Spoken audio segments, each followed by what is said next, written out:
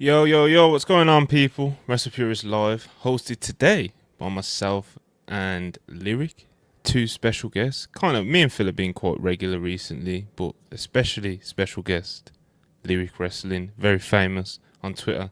We're going to be here for the next 90 minutes or so. We'll see what happens. Talking the latest in AEW, WWE, of course. It's a big weekend next weekend, but still things going on this week. AEW Dynamite, we haven't done a stream since then. Garcia turned heel was like the big angle on that. WWE have apparently done a deal to have WrestleMania in Saudi Arabia, which is apparently getting announced in like an hour or something. Worlds Collides tonight. CMLL at Arena Mexico with Brodito on the cards tonight as well. A few things to throw around, man. And of course, we'll talk about whatever you guys in the live chat want us to get into. Send in super chats if you're happy to. It helps support the channel, gets you guys involved. And as always, please like, subscribe, all that good stuff. But Lyric, very happy to have you join us. It was quite a late edition. I kind of just messaged you randomly this afternoon, like, what are you doing? And here you are, happy to have you. How you doing, man?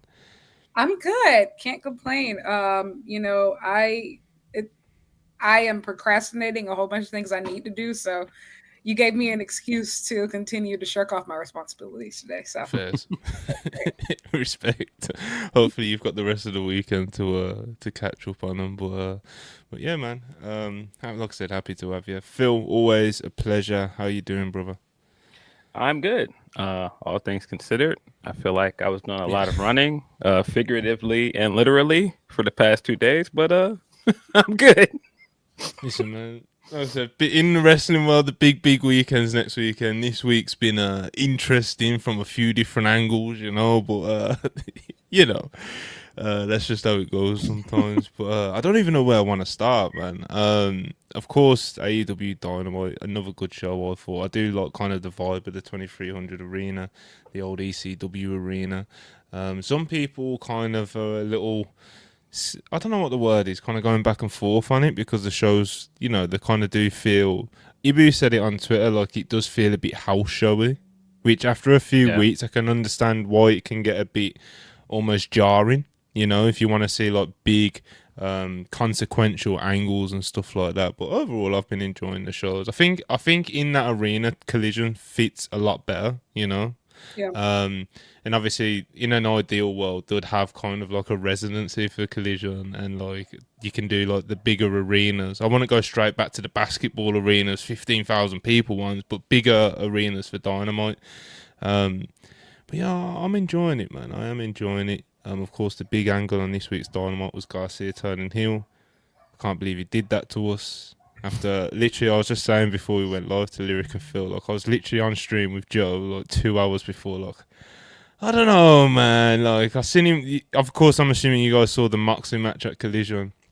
Yeah. I loved his performance in that as like a fiery baby face, and I was just like, man, let's lock in on this a bit more. Let's see how much juice we can get out of this. Let's try and build him up. Let's do an arc like that for him, where it's like he's tempted to go to the dark side, but you know what I mean. He perseveres and he comes through, but. Instead, they did the big angle with Mox, and with what I just said, I don't hate that idea. Like, I'm very much open to it, But, yeah, we got it. He's an official Death Rider now. I know there's a couple of people skeptical if he was officially a Death Rider, but he is. He's on the graphic, he's teaming. I think he's teaming with Mox on Collision. Yeah, against Roddy and Kyle.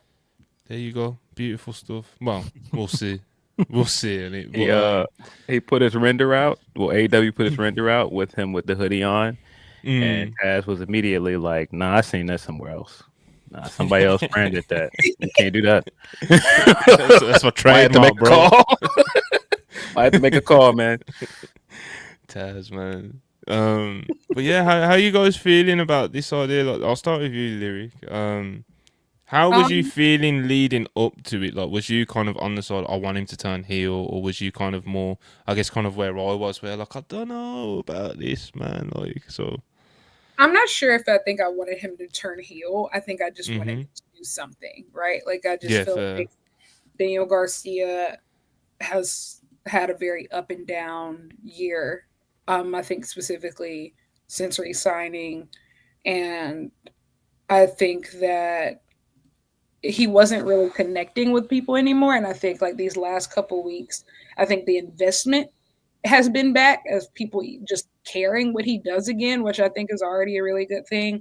But I think like honestly, the chemistry between him and Mox really kind of convinced me that like whatever happens next, like I'm open to. I'm not saying like I'm 1000% on board, but I think like I some type of heel turn was always, I think, on the table, I think, in my opinion. And honestly, the Death Riders have become more effective than they've ever been, like, you know, up until this point. And this is a really good role for them to, like, elevate that talent. I think, like, DG and I think even Chris Statlander, I think, are really in, like, the same position right now as far as, like, you know, these talents that you have to get up the hill. People care about them, but they don't know like exactly what to do with them. So I'm here for it. Red Death Rider. But I do hope like they don't fall into like the same traps that they have in the past, because like this could just easily become like Daniel Garcia becoming another Wheeler Yuta, and this is like a cog in the wheel. And so like I think like there's going to have to be some intentionality there to make him the focal point and in this, rather than just another guy with Mox. I think because I think that's what Gabe Kidd does, honestly, of just being like just another guy to add to the numbers for the riders. Yeah, I agree. Gabe definitely does kind of fill that role, you know. But he's a madman, you know. So it works. It works.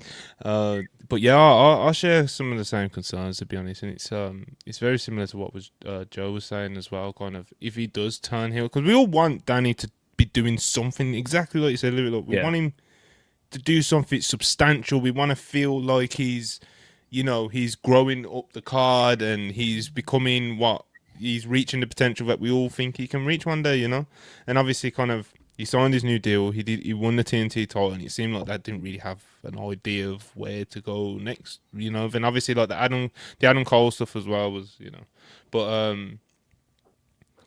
it's the heel turn. It's like if to turn him heel, like we said, you don't want him to just kind of be a Death Rider that just kind of stands in the background looking mean and that. Like we need to give it some actual depth, you know. Like we need to. There's got to be some layers to it, you know. I love Brian Daniels' reaction when he turned heel, and he was just like, "Danny, no, Danny, no, why, Danny, man?" Like he was, because that was honestly what I was waiting for when the angle happened of just like, how's Brian gonna react to this on commentary? Is he gonna go, "Oh, this is disgusting," or is he gonna be really somber? And he went for the more like somber note to it. I was like, "Come on, man." Why, Danny? Why? You know, why? But how are you feeling about it all, Phil? How did you feel leading up to it? Do you think it's going to be the right choice?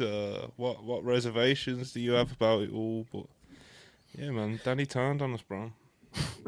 I feel like it kind of needed to happen because they had been teasing it for so long. I mean, all the way back to the Adam Cole stuff, they were teasing it then, and then you know with Nigel going into the match in London, they were doing small teases then. And so it's like, okay, you can't keep hinting at this and then do nothing, especially with where Dan is right now. Like, I feel like he's been kind of in limbo, for lack of better words. I think he's had good matches this year. He's shown like bright spots, but I don't think they've given him anything like on the level of the MJF feud since he's been TNT champion. And I think that's really unfortunate because the TNT championship win was such a high note for him. And then I don't think his reign really lived up to the actual win. They didn't really do anything with him. And I still think it was a mistake at the time to put him into the Continental Classic as champion. I think that's part of what hurt him. I think he should have done open challenges. I think he needed to create his own identity as champion, and that never really happened. And I think once that didn't happen, you know how quickly wrestling fans move on. People kind of moved on from him really quickly, and I think it sucks. I think it sucks that we didn't really get a babyface run with him. But at this point, I think you needed to turn him heel just to change pace because it just wasn't working. Yeah, I think that's kind of the main thing, isn't it, for a lot of us? It's just like we needed something substantial, you know. Yeah. And I don't know, maybe Mox will look after him, you know. Yeah, and man, I have to give Mox all the credit in the world. I was not feeling the Death Rider stuff for a long time. He's completely turned this around in the last few months. I think he's been inarguably the best heel in the company. I think he is much more interesting as a character again. And I think what helps is he's going back to the motivation he started the Death Riders with, which was like, you know, trying to push a lot of younger people to step up their game, or like trying to motivate other people to be the best wrestler they can be. And I think that's what works with the Dan Garcia stuff. That works with what he's doing with Statlander.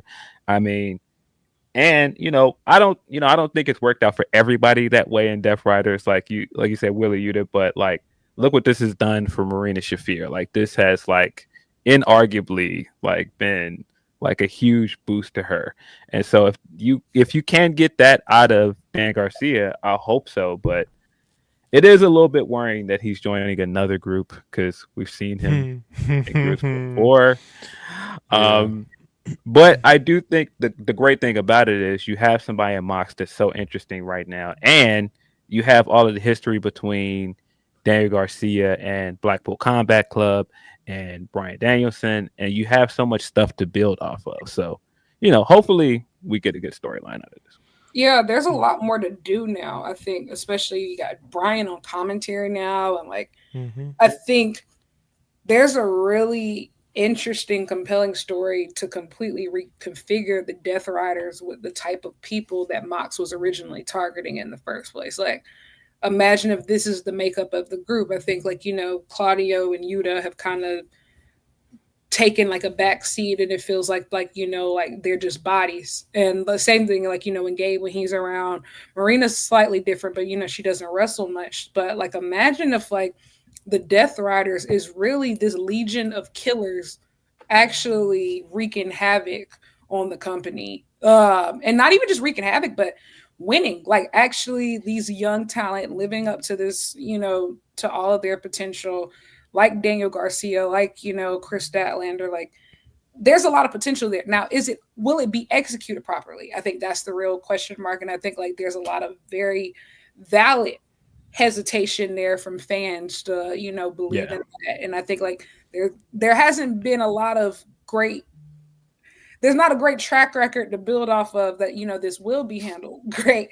Yeah. But I will say Mox has been stellar since, Double Nothing, I think, specifically. And if we keep trending in this direction, like, look at what that did for Hangman. Like, I think this coffin match is going to be like nuts for Darby.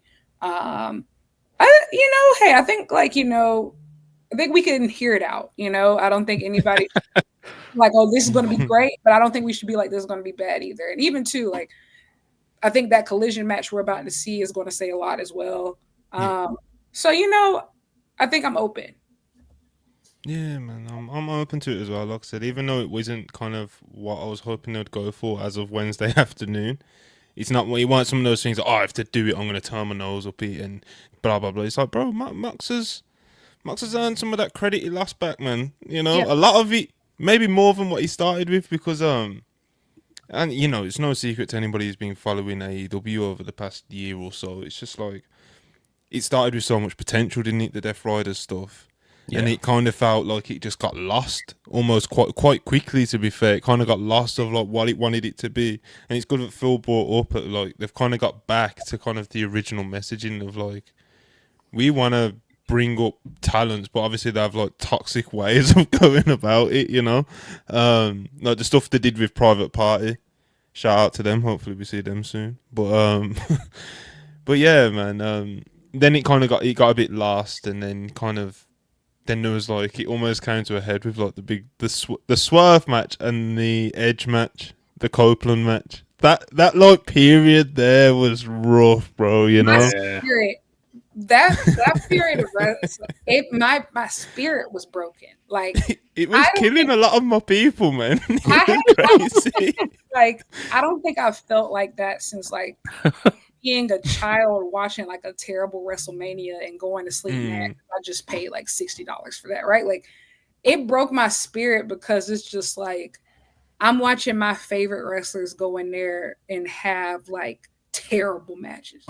Like we closing a great pay-per-view and then like we'll close it on the worst note ever. And you got to go to sleep with that. And then Tony will be in the media scrum after. He's like completely no-selling the main event. Gassing it like, off. It didn't happen. Like, he's like hiding from fans for like 4 days at a time, won't even tweet on his account. Like, yo, like Drain Maker is just broken spirits, just like you got like I'm talking about the real dub shooters were broken. Everybody's talking about like I'm not going to All In. Like those tickets sales completely stalled for like 6 weeks until the Owen final. It was nuts. Like it was crazy. People, it wasn't even like people were just complaining. Like spirits were broken. Bro cat on Twitter and was like, "I heard you guys. We're giving Mina her old theme back." And it's like, well, whoa. What about this Death Rider thing? And it's so funny too because like I had basically changed my travel plans. I was just like AEW plan. Like I was still planning to go to All In because like one of my best friends lives in Dallas. So I was just like, I'll be there that weekend anyway. But I'm not gonna like stay the entire week. I'm not gonna be subject to that. But Hangman won though, and I was like, all right, they got me. We're back. I said, we're so back. Anarchy in the Arena was good. I said, maybe Mox will behave. Then he went godly for like the rest of the year. Crazy. That's basically it, really. So it was going to a certain point, and then as soon as he started really mixing it up with Hangman after the Owen, it was like it went to.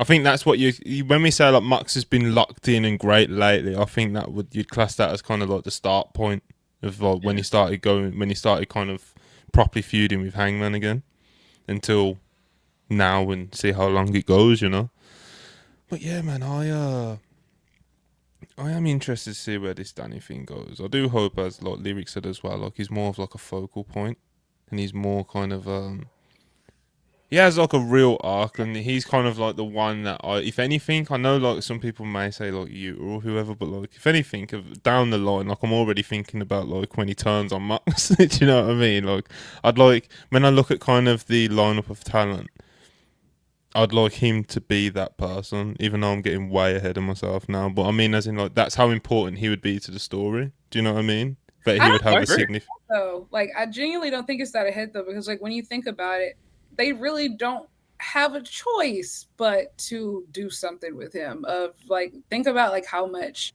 top talent is down right now. Like, don't get me wrong. Like, I mean, roster depth is important, but you have a lot of these guys in tags, a lot of these guys in trios.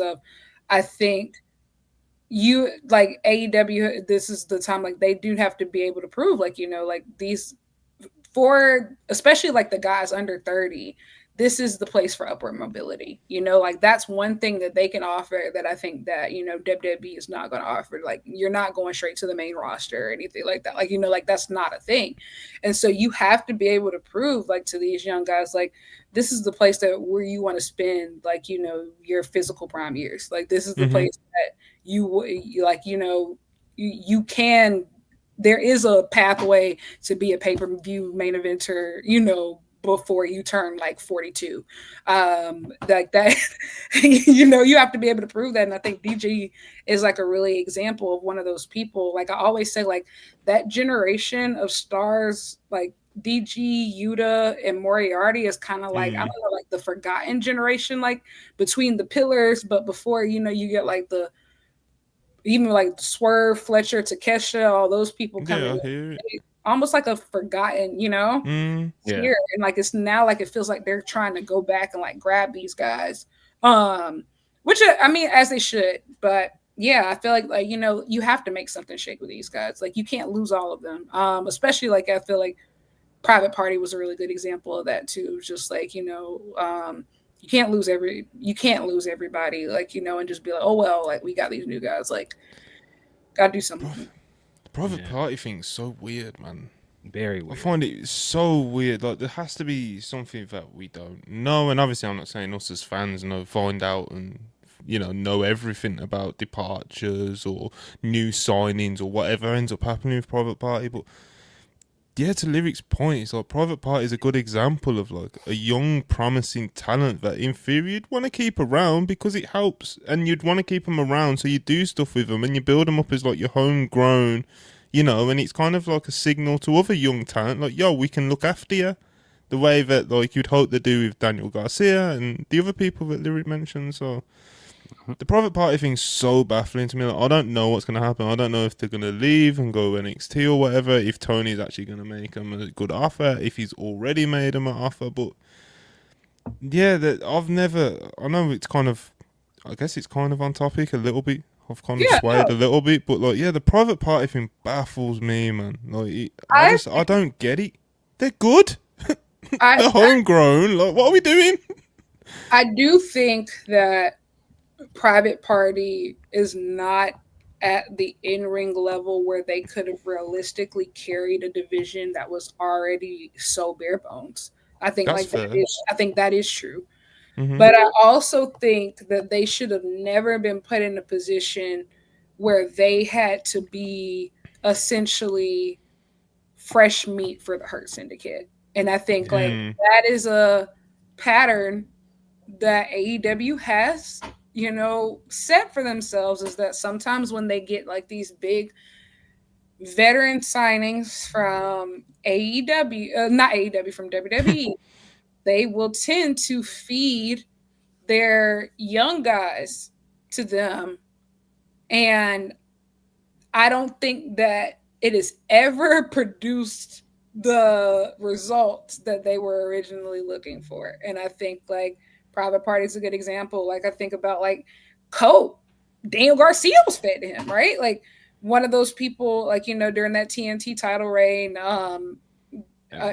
we can go back even to CM Punk and Hangman Page, and you saw how long it took to like recover from that. And I think like Private Party should have never just been put in that position, period. Like, with her, I would have rather them just not have the titles at all, rather for them to lose the way that they did. And like, fall down. Even like the Death Rider stuff made more sense than I think than that. Because the Death Riders were killing everybody at that point. Yeah, and they like fit the message, didn't they, of like young talents that you could see, I guess in kayfabe, that Mox would want to drag up, So yeah, and it's just one of those things too. It's like I'm not gonna sit here and act like Private Party were perfect wrestlers. I'm gonna be honest. I don't think that they had any exceptional matches outside of the Young Bucks, and so like that doesn't say a lot.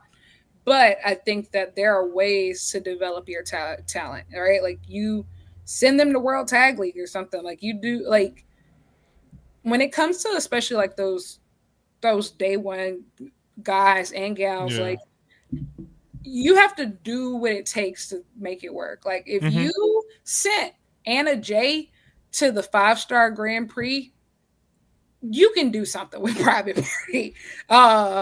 Like you can, if you have been dead set on repackaging Wardlow 50 million times, you can do something with Private Party. On, Wardlow's just existing out here, man. And like think about the amount of people who have continuously gotten like so many different chances like to make it work. Like Private Party got like one big shot, like 5 Sammy Guevara. Sammy. Bro. They've repackaged Sammy like 1,000 times at this point.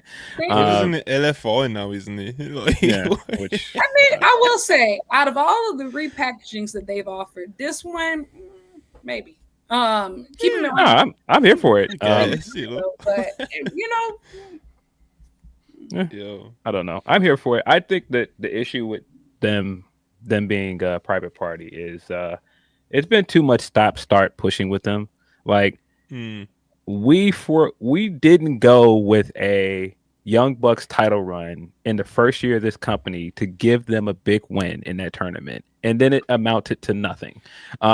Even like the storyline going into their title win, they should have just won at the pay-per-view to prolong it for this TV match, and then they had no real defenses as champions on pay-per-view. Like, I could forgive them losing to Hurt Syndicate the way that they did if they at least had like feuds or anything that led to pay-per-view matches. There was nothing in that run that really amounted to much. So when they did lose, it was like, well, wait, there was still stuff you could have done with them. Yeah, so nothing, right?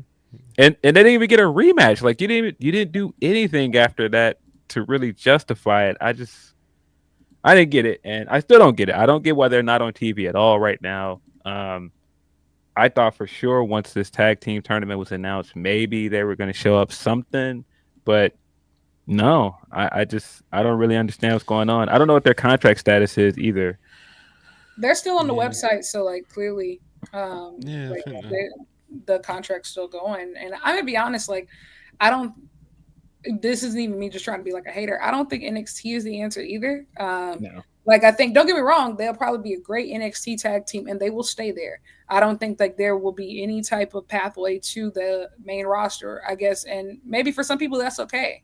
But I think that AEW should be the place where they thrive. Like I mean, like those are guys that are worth investing in, and I think like honestly, you can't lose Private Party and Top Flight. Like I think you have to make something out of at least one of those teams, you know, I don't think it's going to be Top Flight these days. And so, yeah. It's funny. I don't think NXT is the answer either, but I do think NXT needs them more at the moment because what are their like big tag team acts since Fraxium moved on? So they could use them, and I could see the appeal of them going there, but I guess I don't really buy into like the long-term investment of them. Of them going to NXT. Just stay in that warehouse. Like that will be their permanent home. I think I'm not quite there, but I see where you're coming. Like, I don't think NXT is the answer. Agree, 100%. I think the most ideal scenario, if you are just a genuine fan who has no kind of allegiance to either promotion, that them succeeding in AEW for basically all the reasons that Lyric and Phil have said is the best thing, is what we'd want them to do, you know. I think if they went to NXT, I do think they would be quite successful there because of I just think the archetype of tag team they are would just fit really well with that audience and stuff. I think they'd get really over. We've seen it. I think we've seen it work, though. No, I was just saying we've seen it work, so I think it can work for sure. My concern isn't necessarily their run on NXT. It's just the idea of them developing there and then going on to the main roster and being a fixture on the main roster. See, I think they'd make it to the main roster, but I think it would be kind of, you know, like Fraxium came up and it was like, boom, they came up, let's showcase their matches and like blah, blah, blah, blah, blah. And they had a few good matches and now they're like on main event and it's like, you can tell they don't quite know what to really do with them. That's where I think they'd make it to the main roster, but I think they would hit some hurdles once they get there. But I think up until like, I don't know, 60 days in their main roster debut, I think they would have like a really fun, enjoyable run, you know. But I see some similar struggles, but I think they would get a little bit further than just, you know, being in the warehouse forever because, you know, dark state of the current tag champs, you know, that's a big jump. Like, even if you don't think Private Party are like the craziest, greatest tag team, that's what I'm saying. NXT needs them right now. They need them. They would do great in NXT, but like when it comes to, I'm gonna be honest, like I have no faith in any black man being pushed on the main roster WWE. Oh, big same.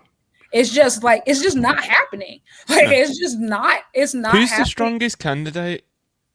Obafemi would be the strongest candidate, I think. I don't think that Javon would be. They'd say he's undersized. Getting bigger though. Obafemi, he's getting bigger. he's never going to be big enough. WWE rock star big, like Yeah. And I think Obafemi would probably be the best candidate, even though I think Avion is really great. Like I saw Oba shouldn't count either. Like Oba's just like people know how I feel about Obafemi, innit? But he shouldn't count. He's such a can't miss that it's like he shouldn't even count, bro. You would think so, but we all thought Keith Lee was can't miss either. I think Oba's very similar to Bianca in that aspect of just sometimes you just get like those genetic freaks that you really can. But also at the same time, you have to think Triple H also didn't push Bobby Lashley after Vince was pushing the hell out of him in that United States. Over as well. So I don't think it really even comes down to that at the end of the day of just like, let's just be real. Like for if you are a black man in wrestling and you're looking for upward mobility right now, you're not going to get it on main roster WWE, and that's just it's crazy. No. And then when someone asked Triple H about it at the press conference, he's talking about aren't see color, I see talent. I was like, yo, like that's crazy. And Booker T said the exact same thing. So hey, Booker T, and people defended Booker when he said it. I still can't get over that time period. People are like, he's right. OG's right, and I'm like, he's not though. Why are y'all saying that? Also, too, like the thing is that also is frustrating is that you will see all of the things like private parties aesthetic, like all of the things that make them cool and special. They will literally strip those things and give them to somebody else that doesn't look like them, and it will become the most overact in the tag division on main roster. And like that, like because like literally private party, like their entrance and like the everything that they do, like that is so cool. And so like they will literally take that and give it to somebody else. It's like, never mind. I'm not gonna say that, but it's just how it is sometimes, people. Not gonna say that. It's kind of like what they do with like. Never mind. No. Never mind. But yeah, man, Bobby Lashley. He's just to quickly go back. That was so baffling to me, bro. Like, because as you said, like Vince was pushing him to the moon. He was over like that. So over. Like I remember championship run. Yeah, and even long after that, man. Even the WWE championship to the end, run, he was over. Bobby and Bianca were getting pushed like superheroes.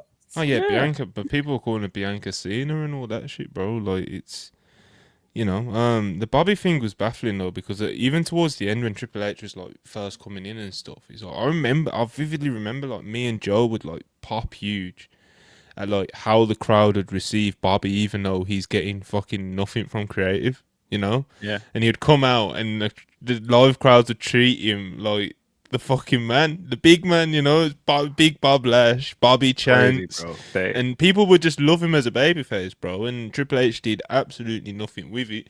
And as MVP, Bob and all the guys have kind of came out afterwards, it's like they recognise that as well. Do you know what I mean? It's like they're wasting what we've got here with Bobby / Hurt Business Syndicate, whatever you want to call it. I think it sucks, especially because like one thing from what we're seeing now, like Bobby Lashley really is like the perfect WWE superstar. Like, yes, he was built, made, and bred for that system. And I think like it's much harder for him to like appeal to like, I would say maybe like the smarter alternative, more hardcore wrestling fan. Just because like he fit perfectly into that system, and for them to not use him was literally crazy. Like, I think Shelton, like, is always going to appeal to just about every type of wrestling fan, like who actually cares about like, like the bread and butter of it all. And MVP obviously can talk himself into just about anything, but Bobby just baffling. Yeah. I mean, by the end, they were clearly trying to turn him and Street Profits heel, and the crowd just did not care at all. They were just cheering them loud every time they came out. And it's like, why are you trying to make these? How do you try to make these two acts into heels when the crowd clearly does not want to boo them? And they gave up by the end, but I mean, even the way the Brock feud ended, and you could have just gave Bobby the win. Like that's where it was going, and then you just like chickened out at the end and was like, "Oh, we're just not going to do the match. We're going to go to this Bray match that never happened, and then put him in Andre." That whole situation creatively, I remember like hearing little bits and pieces like around that Mania build. Bro, that was so. I remember at one point it was like Bobby and Brock, and then whoever won that had to face Bray at Mania, and neither of them wanted to do that. And then like Bobby ends up getting put into like that feud, and then as Phil just said, like that didn't even end up happening, but they did do a few angles, and like all those came off super fucking weird. Like it was just all like that was a weird time around that I guess triangular talent on that Mania build of Bray, Bobby, Brock. So, yeah, it got really weird. Like as Phil just kind of outlined, bro. Like it got really weird with Bobby at the end. Like, Yeah, and you know the pride stuff, as you pointed out as well. It's just it just didn't. You know. Yeah, and he's an easy guy to use. He should be a slam dunk. I don't want, especially over there. I just don't get it. And I mean, even the way some people talk about him now, like when Bobby walks in a room, he feels like a big, massive star. I mean, he looks like $1 million. He just like, and that's kind of what's so funny about their current act and people being like, oh, well, these guys go back there and politic and they're this and that. And I'm like, man, when they go out there, that crowd does not care. They're doing that. We hurt people chants. They throw people around. The crowd loves it. Nobody cares about that in these crowds. I hear you on some of it, but I do think like they have progressively, the chants are not as loud as they once were. Like they're not. Yeah. Like they're not. And I think also too of just, don't get me wrong, I think they have an effortless cool factor, like the Hurt Syndicate. But I do think like AEW fans do expect quality wrestling, and I don't think like the Hurt Syndicate as a unit has delivered a lot of memorable or quality wrestling. Like I think even too, like their entire tag title reign, their match is considered the cool down match. Like you see like the card, it'd be like, oh yeah, like this is gonna be the breather, like this is gonna be the cool down match, like this is gonna be like something that you know that nobody particularly cares about. And I think especially seeing the rest of the tag division get better, you have FTR hooping again, you have Young Bucks hooping again, Bro Dito are going crazy, Jet Speed are going crazy, and then you're just like, oh wow, like the tag champs are really doing much. And I think also too of just, I don't think that Bobby is great as a tag wrestler. I'll just be honest. I think like that's what I was going to say. It's an issue. I think they're miscast as a tag team. I think that 1000%. I think Bobby should be a singles wrestler, and I think with the way Shelton came into the company and how well he wrestled in the Continental Classic, he should be a singles wrestler. Well, here's the thing. I don't even think that. I think Shelton is a great singles wrestler, and I want to see him do singles more. But Shelton is a tag wrestler by nature, and I think sure they should have brought in somebody to be able to to have that tag team configuration with Shelton. It just couldn't be Bobby, you know. Should have brought in Cedric Alexander, man. I don't know. I disagree on that, but he had a really good match with Leon Slater recently. Should have brought in Cedric That's what Holbert. And if Leon Slater was the young boy of the Hurt Syndicate. Like he should be free soon as well. Yeah, he should be free soon. If it wasn't gonna be Cedric, I mean, there were guys in AEW I would have liked to see become like the fourth member, and that never really happened. I guess there's still time, you know. Yeah. Leon, like I said, Leon Slater. I think, look, don't quote me on this, but because I remember when we did our interview with him, it was just before he signed with TNA. And I think we're at about the time now where if he signed, what was it, a 2 or 3 year deal? Like that would be up now. So well, coming up soon. Him and Danny. Yeah, man. And I think for the Hurt, there was talk about Kevin Knight as well. And obviously the jet speed thing has been such a big hit, you know. But I remember like before that, there was a lot of talk, Kevin Knight should be the fourth man. Like, and I think he would be a great fit, but he's already found something different now, you know. Really well. Yeah. So you know, like he would have been a great option as well if they didn't bring in Cedric. Obviously, Leon Slater's another one from the outside. But yeah, looking inside AEW, I think Kevin Knight would have been my top choice, and that's off the table now because I wouldn't break him on Speedball up because Jet Speed's been they're such a great like AEW tag team, if that makes sense. Like you can throw them into any of the what I would call like your classic Dynamite match, you know, like whether that's like an 8-man tag, a 10-man tag, or just a normal tag. As singles wrestlers, they can go with pretty much anyone, young, old, or whatever.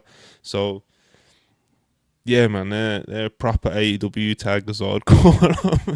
I see it in the chat. Somebody said Ricochet was supposed to be the 4th. MVP did say that. Like, I don't think like that would have been like particularly beneficial. Like to Ricochet, I think he's doing fine on his own. But I think who knows how long the Hurt Syndicate will actually be in AEW. I think like down the line, I think it could make sense. Like, you know, like Kevin Knight eventually turning on Speedball and like doing a big heel turn. I think that could be a huge deal. Like, it just depends on like how long, you know, Hurt Syndicate is actually around. Yeah. I think they could get a lot out of that, especially with like the Speedball rumors at one point. I think that they could get a lot out of that. Yeah. Yeah, definitely. What do you think of this on the screen now? Bowens had a fantastic match with Takeshita last night. I'm assuming at the Collision tapings. He can still be saved as a member of the Hurt Syndicate. Bowens is an interesting one because he needs something, bro. Like they gotta kill. He has to kill Billy Gunn first. Like I think completely. Like he has to completely separate himself from like all of that, and then I think because at first when we still hadn't seen him in a while, like before like the 5-tool like repackaging and everything. Like I think he was somebody who a lot of people felt like, okay, yeah, he could be the guy. But like when he came back and like he's still scissoring and still has Billy Gunn accompanying him for all his matches, it's just like it's like, okay, this is just the Acclaimed, but just not wearing pink without Caster. You know? I had a long debate with somebody about this because they were like, well, Max Caster ended up getting his act over, and that's the difference here. And I was like, yeah, but Max Caster ended up getting his act over because they did everything they were supposed to with him. They completely separated him from all the Acclaimed stuff. They kept it on TV regularly for weeks and weeks on end. And wrestling fans like repetition. The more and more they see something, the easier it is to get over. And I don't think that Bowens has gotten enough TV promos to really get people to understand what the 5-tool player is. I don't think there's been enough like vignettes and stuff to get you to understand. And he should just wrestle. That's the big difference between him and Max. He's the better wrestler, so put him in matches. I think the big mistake they also made was they should have split him up last year before the Continental Classic. Okay. And that way Bowens would have been in the Continental Classic and you would have had the matches and stuff to build off of. But now you have nothing. You've just been trying to put him on TV and nothing matches and segments that people don't really care about. And to a degree, I do agree he could have fit with Hurt Syndicate. But again, if you were going to do that, you should have done that last year. You had the chance to do it. I think they waited way too long to really try to push him as a singles guy. And then by the time they did, Max's act already had gotten over. I think also too, we've gotten to a point where, how do I say it? Like, I think like with Bowens, all the stuff like he talks about, like that makes up the 5-tool player, is stuff that's happening off screen. Like it's all stuff like that's happening. Like we're not seeing like, you know, what he's doing outside of like, they should have put all that like, on camera. And I think also too, and it's a very similar thing that I think like the DG has been like put in this position too, of just like, there's just been such an influx of new talent lately and everybody's really good. And so like, you can't just be okay. You can't just be decent. You can't even just be likable. You have to be like really fucking fantastic at literally everything that you do to this point, because the new think about how quickly Jet Speed got over. Look at how quickly Bandito coming back on screen, like, you know, how quickly he became like such a big factor on television, like the rise of Kyle Fletcher.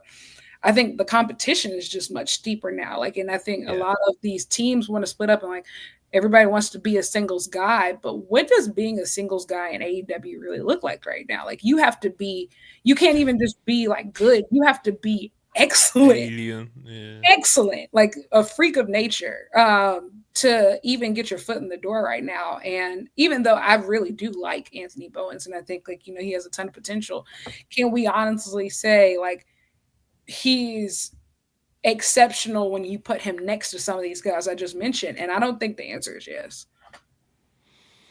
Oh man, I don't know. Yeah, isn't tough. It's kind of it's like private party, isn't it? A little bit, because like to Lyric's point, so I like Bones a lot, and I think he should succeed in AEW, and I think AEW should do what they can to make Bones succeed in AEW.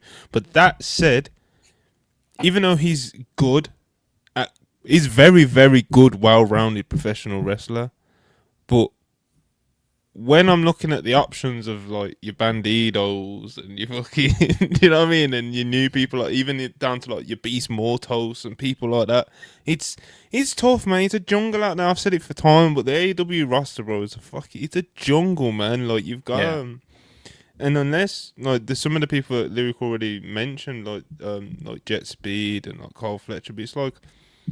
You look at Will Ospreay, so look how quickly it took him to literally become like arguably their biggest babyface. Do you know what I mean? So it happened like that, and it's like, of course it did, because he's a fucking freak. Do you know what I mean? Like, and he gets over on the things that the AEW audience really appreciates, and a lot of us going into it was kind of like him signing with AEW. Was kind of like, oh, you know, well, we're not sure how far he can go as like a weekly TV character. Do you know what I mean? Mm-hmm. But as soon as we seen him talk a few times, and he came across very like kind of just natural, you know, like it wasn't like some big character or gimmick he was trying to do. It almost felt like just Will talking to the people. People appreciated, clicked like that.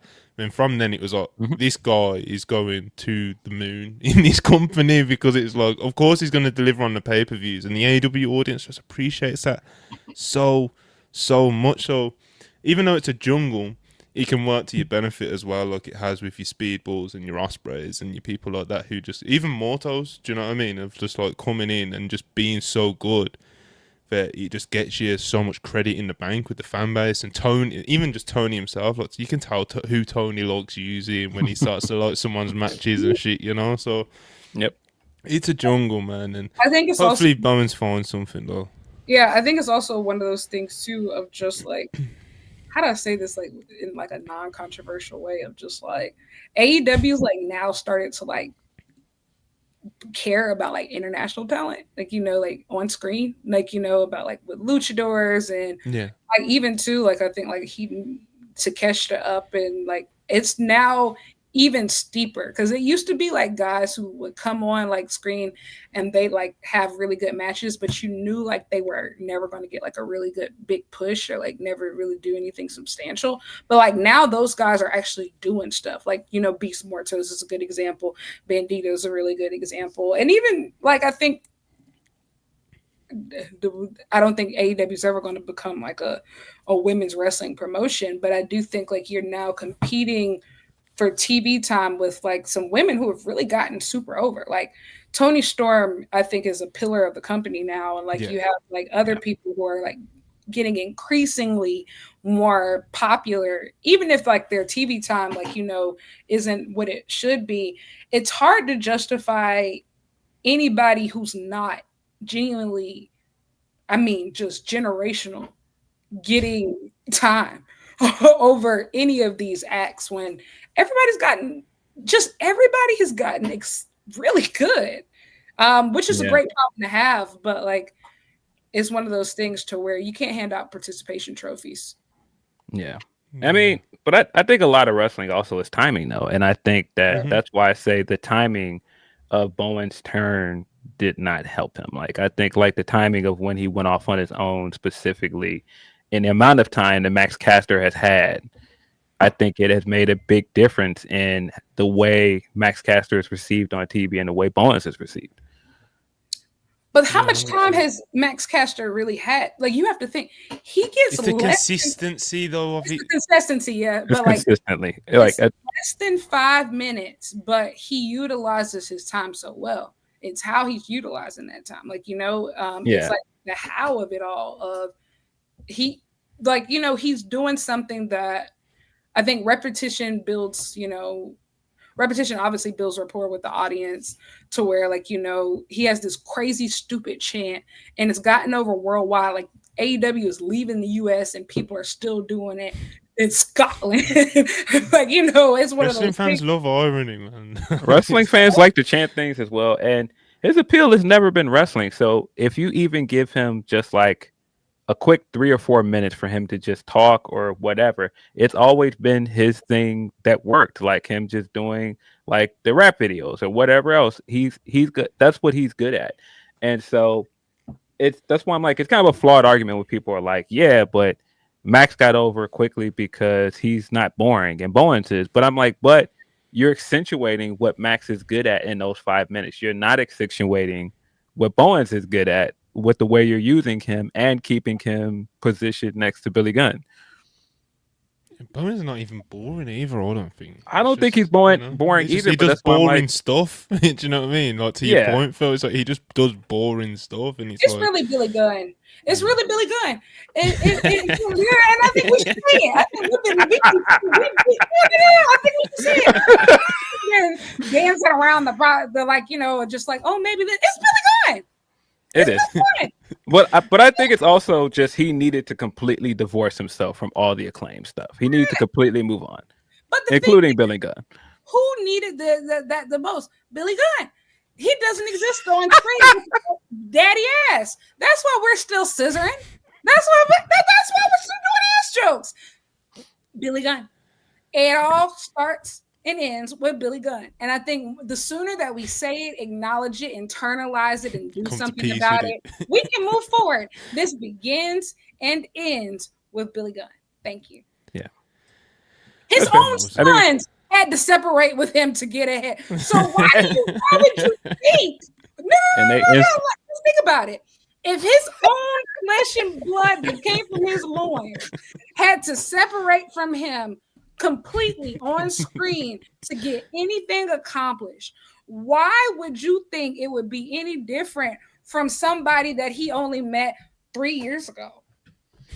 I mean, it's a fair point. It's a fair the Guns immediately got cooler when they went off on their own too. Niggas was coming out the many men by 50 Cent. Like, are you being for real? Yeah. You can't do that with daddy ass. No. Yeah, you definitely can't. You can't.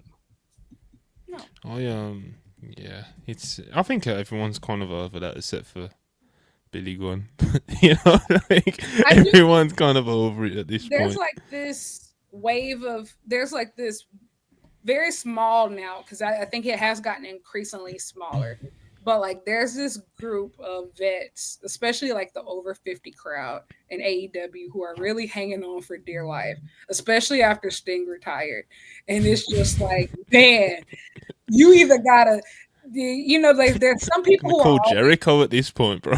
Yeah, you know, like there's some people who are always safe. Like I think like Dustin Rhodes, because at any given moment he's willing to blade and die for this shit, right? Like, you know, brother blew both his knees out, like, you know, the best. But it's like a small, and you know, like people forget, and I think we have to go back to like January, bro. Jeff Jarrett was on screen like every single episode of AEW program. Oh, I remember. For like the first 2 months. I remember. I think, we were in super duper hell. That was one of the big turning points of this year when they were like, nope, let's get back to MJF Hangman. Let's get away from that. And that really changed the trajectory of this year for both Hangman and Max, because at one point I was like, what are they doing? Y'all got to think the plan was probably going to be Max working Jeff Jarrett at All In at a certain point. Like we were in super duper hell. When you think about some of the shit AEW's done over the years, man. Tony took that he said, yeah, I'm back in the weeds. Like he actually had to start doing interviews and say, yeah, y'all. Legit, bro. I'm back now. I'm back. Yeah, I'm sorry. Damage these old heads have done. they were going crazy.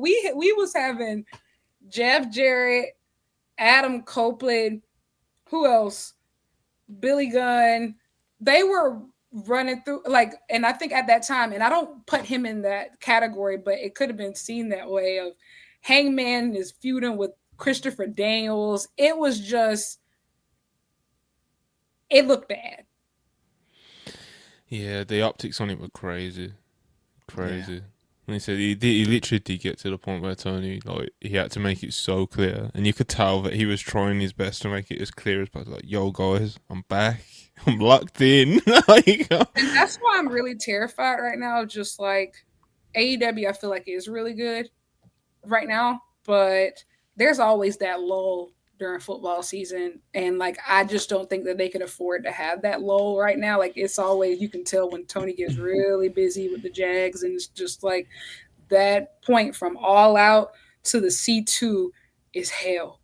Like it's awful. It's so bad.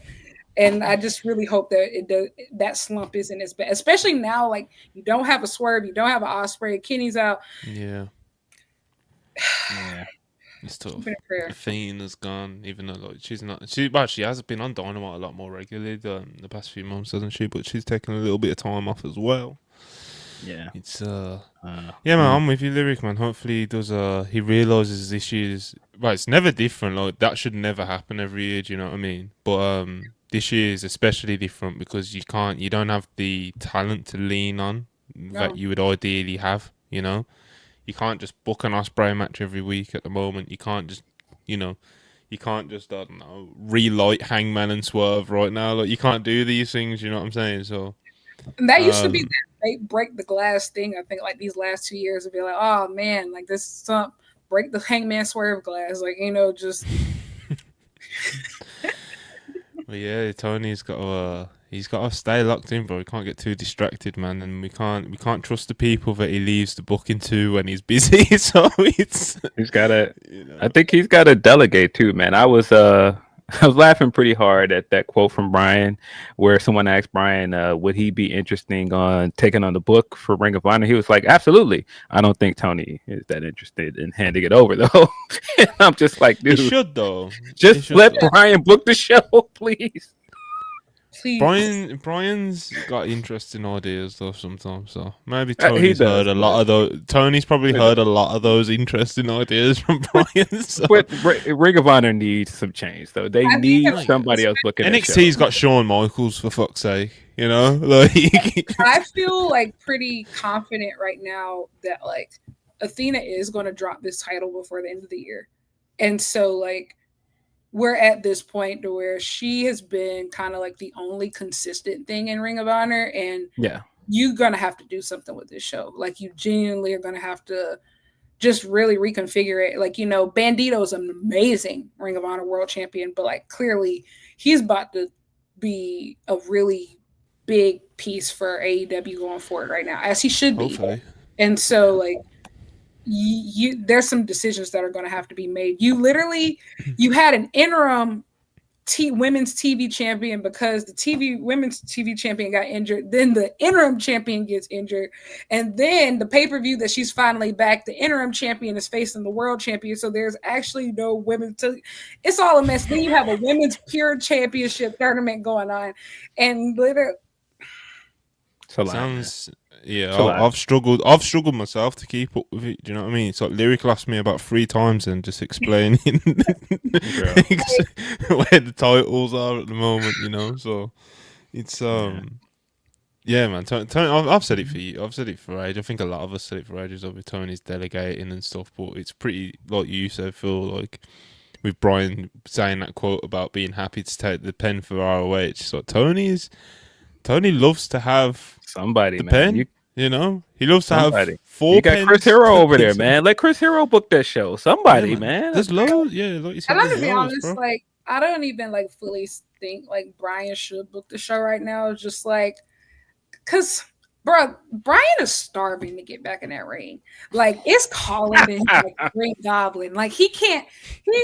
Like I'm hearing what he's saying right now. Yeah, I'm cool. Like even him coming back to comments here, like that brother is starving. He even mentioned Indies again recently. That brother is starving. He's really tried so hard to be a family man. That ring calling to him like the Green Goblin. He misses it so bad. And eventually, like even like now, like with this Garcia stuff like going on, it's just like he's not gonna hold out too much longer. Like I really don't see a scenario where he doesn't get back in the ring. He still hasn't had the surgery, so he must not be getting it for a reason, So. Like at least by like All In next year, and like I think he's gonna, when he came into like him popping up in that Blue Panther mask in Texas, like, are you kidding me? Like seriously, he talking to the Lucha mask. It's calling out to him. Like what was his Lucha name, bro, on AEW Dark? Oh, with the infinity signal, with the infinity on this, what was Infinito. Was it like Infinito or some shit? I can't sort of chat. Come on, you must know this. Brian's Lucha gimmick. Yeah, Infinito. There you go. Yeah, man. God, bro, yeah. It's called. I wouldn't be surprised if he did some bullshit like that though, because it's Brian, innit? Do you know what I mean? Like he'll just show up and he'll be like.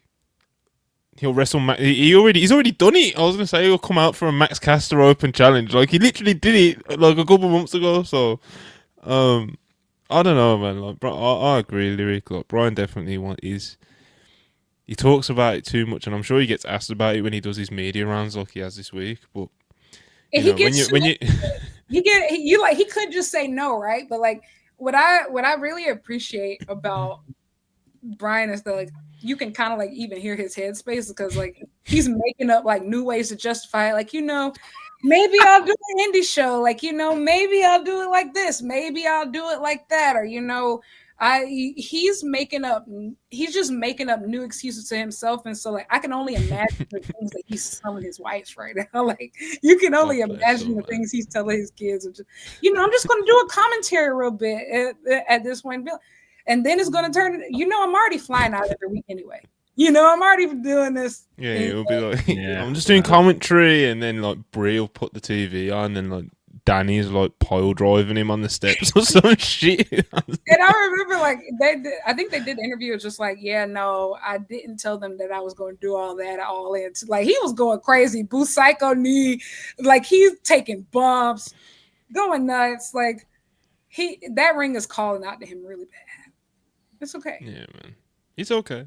I ain't got no complaints as long as of course we hope he's safe and stuff like that. Course, but yeah, of course, absolutely. Obviously, that goes without saying. But yeah, he's itching, bro. Like I said, he's mentioned indies again, man. Like it's just, that's when you just know it's like what did the quote as well? Some bullshit like, I don't know if I'm at the AEW level anymore, so I might do some indies.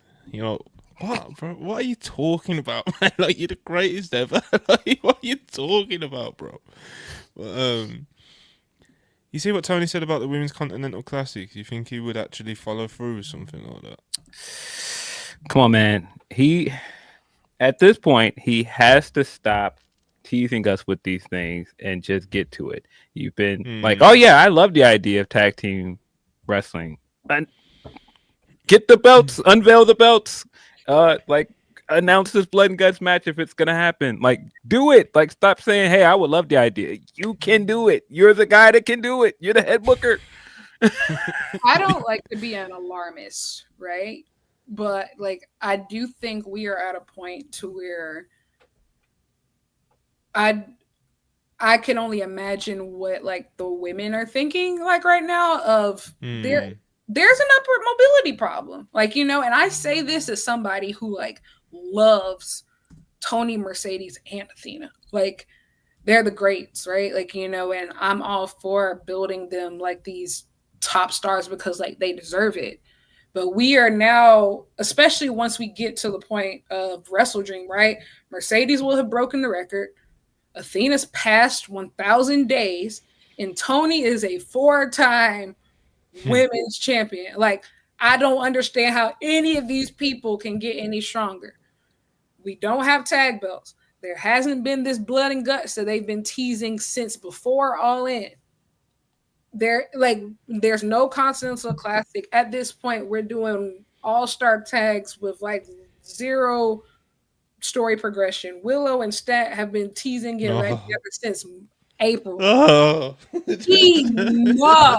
Like, we just at this point, and like and you're still signing people. I think that's what's really pissing me off. Why is Isla Dawn getting a tryout? Where are we trying out Lacey Lane?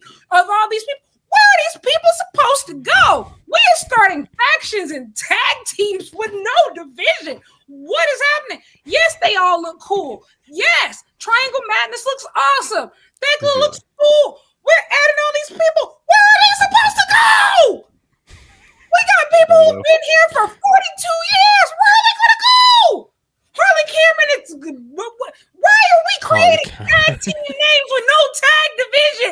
At this point, enough! Get drunk, bro. Unveil the belts, man. All this, yeah, we have belts. We have belts. Yeah, we're just waiting for everybody to get healthy. What are we talking? Make the announcement. Come on. Yeah, you need to. It's not that I don't like any of these people. Like, honestly, if it was up to me, like I want AEW to sign Lena Cross. You know, it's just like, but let's just be real. You have a war chest of like genuinely the greatest women's wrestlers, some of this generation, and what are you doing with them? Like, you didn't even send anybody to the 5-star this year. You know, like you're not sending anybody to Goddess Tag League, you know, and doing all this stuff. Yeah. I was waiting because you have somebody on your roster that's in Japan that was having visa issues that's just there. I was like, hey, Sheeta's going to be in this, right? Nope. I was like, what's going on? And Shuri are literally, they telling everybody we back together. We want to wrestle. We want to wrestle in AEW like right now. Like, where are these tag belts?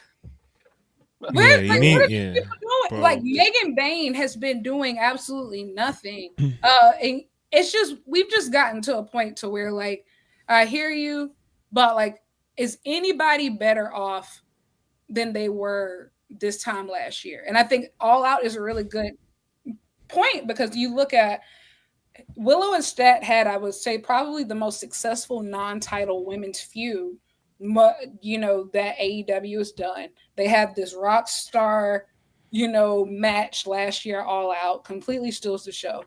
1 year later, where are they? And I think that All Out is going to be a really, really crucial point, I think, for the two of them, of just like, okay, are you actually going to do this Willow Marina match? And if so, then what? And then I think for Stat, this is her first world title challenge in 4 years. Yep. And to be honest, she is like, out of all the like the women's division, and I don't really count the Joshis because they were already good when they got there, right? But she is like the last project star that you had to develop and grow from day one. And she is the one, like 6 years later. What have you done with her? Like, you know, Britt didn't really pan out. We don't know what's going to happen with her. Like, Stat is it. She's probably the most successful, like the best wrestler of, like, you know, of those original. And like, you know, they signed her 3 years into her training. And so what are you going to do with these people? And like, why are you still signing her as well, bro? Like, sorry, Kyle brought it up in the chat. Sorry, it just hit me like a brick. Like, I mean, I felt like she was really building some momentum, and it's like, I get that, like, Jamie's original feud was meant to be Thecla anyway, but the way that it was so jarring, the way that they just give what felt like Aminata's feud to Jamie, and I love Jamie, and I'm happy to see her back and in a meaningful feud, you know, but it was just jarring the way they did it. And now, wait, where's Aminata, bro? Like, where is she? Yeah, I feel like there's a lot of stuff lingering from that time period where Britt was on top, where you had projects that never really progressed to where they were supposed to be. And I think Jamie's a big example of that. And it's partially injury, so it's not totally on creative. But I do think Jamie was one of those wrestlers that never really got that win back after she came back that she was supposed to get. And Statlander's another one. I think Statlander has been in multiple scenarios where it felt like, okay, this is it. They're going to make her champion. All the way back to the first year of the company. And it just has never happened. And so you're still waiting for her to get that big win. And I mean, almost every wrestler that comes in, every wrestler that talks about wanting to come to AEW, they all name her as the wrestler they want to wrestle. And she's still not champion. I don't know. You got to eventually put the belt on her. Baffling. There's a relevant super chat. 1 second. Oh, there's a couple actually to the women. We'll start with this one.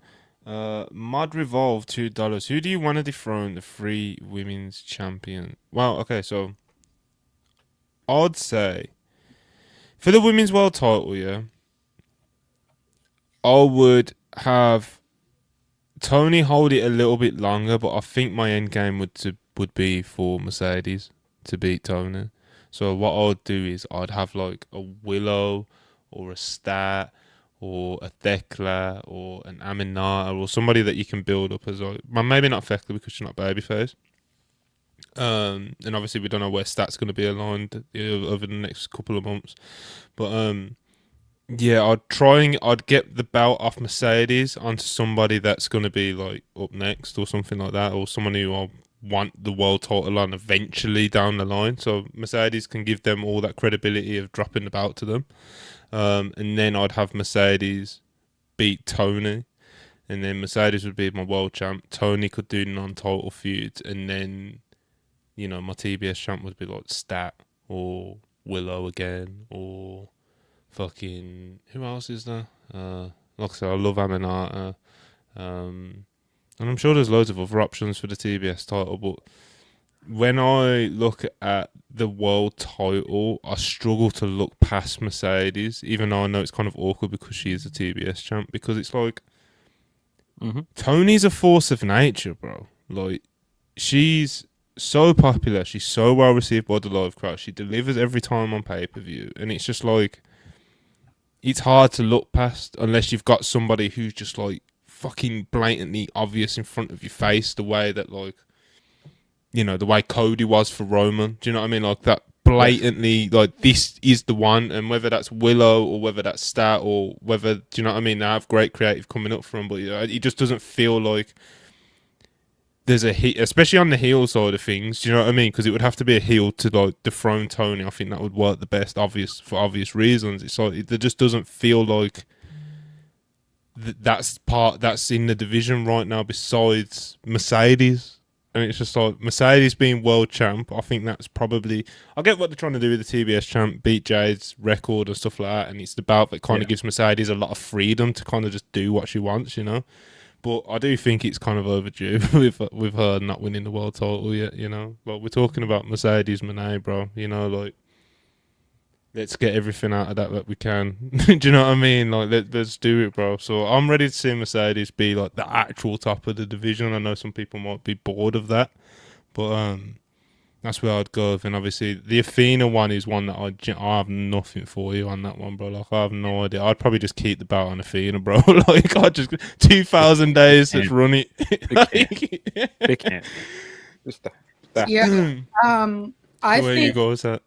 For the world title, I would go with Chris. I think that especially with these stories, well, like with the stories, like, you know, of AEW this year, it's really been about like these day one stars finally growing into like who they were originally supposed to be, right? And I think it's important that I think you elevate her. And I think that the Death Rider stuff seems to be like something in that direction. I think also the thing too is like we have to remind ourselves, essentially the women's world title has revolved around one woman since the end of 2023. And like, you know, with the Mariah, even when it was on Mariah, it was still all about Tony. Yeah, of course. You know, like, and so even when she wasn't around, like, she did that thing where she went in the streets of London and she wasn't seen again. And so, you know, where did she go? When you put that title, if you put that title immediately on Mercedes, that's like what she's going to hold it for a while, as she should. And I mean, like, that means like nobody who has been here has gotten a sniff, a realistic sniff at any type of upward mobility. And like, I just don't think that that's a good idea. Like, we're seeing it now, like, of just everybody else is kind of, you have Tony, Mercedes, Athena up here, and then everybody else is like stuck like together right now. And I think, I would just go with Chris. And I think also too, like, she's one of those people to where you need to get people invested, like, you know, in her. She has a very interesting trajectory, like I think very similar to Hangman in a lot of ways. And so I would go with Chris. I think TBS, I think, should be Willow. Like, you know, she only held that belt for a month before having to drop it to Mercedes. And I think that beating Mercedes would be very full circle for her. And I think, like, after I mean, Mox got better, of course. And then I think, you know, going into the Hangman feud helped. But, like, Willow was a really important figure in turning the course of, like, the mid. Yeah, she was awesome. Yeah. And, like, you know, this Death Rider stuff. And I think you have to honor that. Like, you know, I think she's just been absolutely incredible. And I think, like, you need to build her and Stat as people who can actually lead this division. Like, you know, of just think Tony and Mercedes are bulletproof at this point, you know, for one reason or another. But I think, like, if you stay in that realm, you're going to ensure that nobody else is ever going to get to their level. And for Athena, I mean, I think Billy was the obvious point for a long time, but I do feel like that ship has sailed. Like, I think that honestly, they should go with somebody like crazy, like Shuri or something. Like, put it on somebody like a killer from like Japan, or, you know, like an international champion. Like, I think, like, you know, something really left field crazy. I think Shuri would be perfect, honestly. Just like, I think, like, she would be awesome at this point. But outside of that, I don't know. And I don't think she should vacate at this point, just because No. somebody could really use that. Like, somebody could really use that rub. But yeah, I would go for, or even too, like, I don't know, like, I would go for somebody from Japan. Like, just somebody, like, really, someone you can do like a cool run with. Yeah, like, yeah. You said, like Shuri. Absolutely. And then you can you have time, you know, one pay-per-view cycle, and then completely reset the division, you know, when somebody wins it from them, you know. So that's how I think they're all very solid choices, to be honest. I will say, in terms of, like, I get where you're coming from with, like, the mobility thing and the upward mobility. That's why I'd want the TBS, like, freed up, you know, because I'm not that mad at, like, the world title being kind of, I wouldn't say held hostage because of how successful it is with Tony. It's like, yeah, Tony's the world champ. Then if she drops it to Mercedes and she has a long run as well, it's like, that's a strong lineage, brother. You know, that's a strong lineage. It is, and I get that. But like, the TBS is the one where you can do, like, the mobility stuff, and it's like, I think, let's say Mercedes drops to Willow. Yeah, Mercedes drops to Willow, and then you somehow fashion up a feud between her and Tony again, and you relight that again. Mercedes beats Tony; she's the world champion. When Willow eventually drops to TBS, it's like you could go even more full circle and have Willow beat Mercedes for the world title as well. So yeah, I can't get it out of my head, man. The Mercedes world title thing. Ever since, like, bro, ever since the show that she didn't even show up on was it January 23? Was it?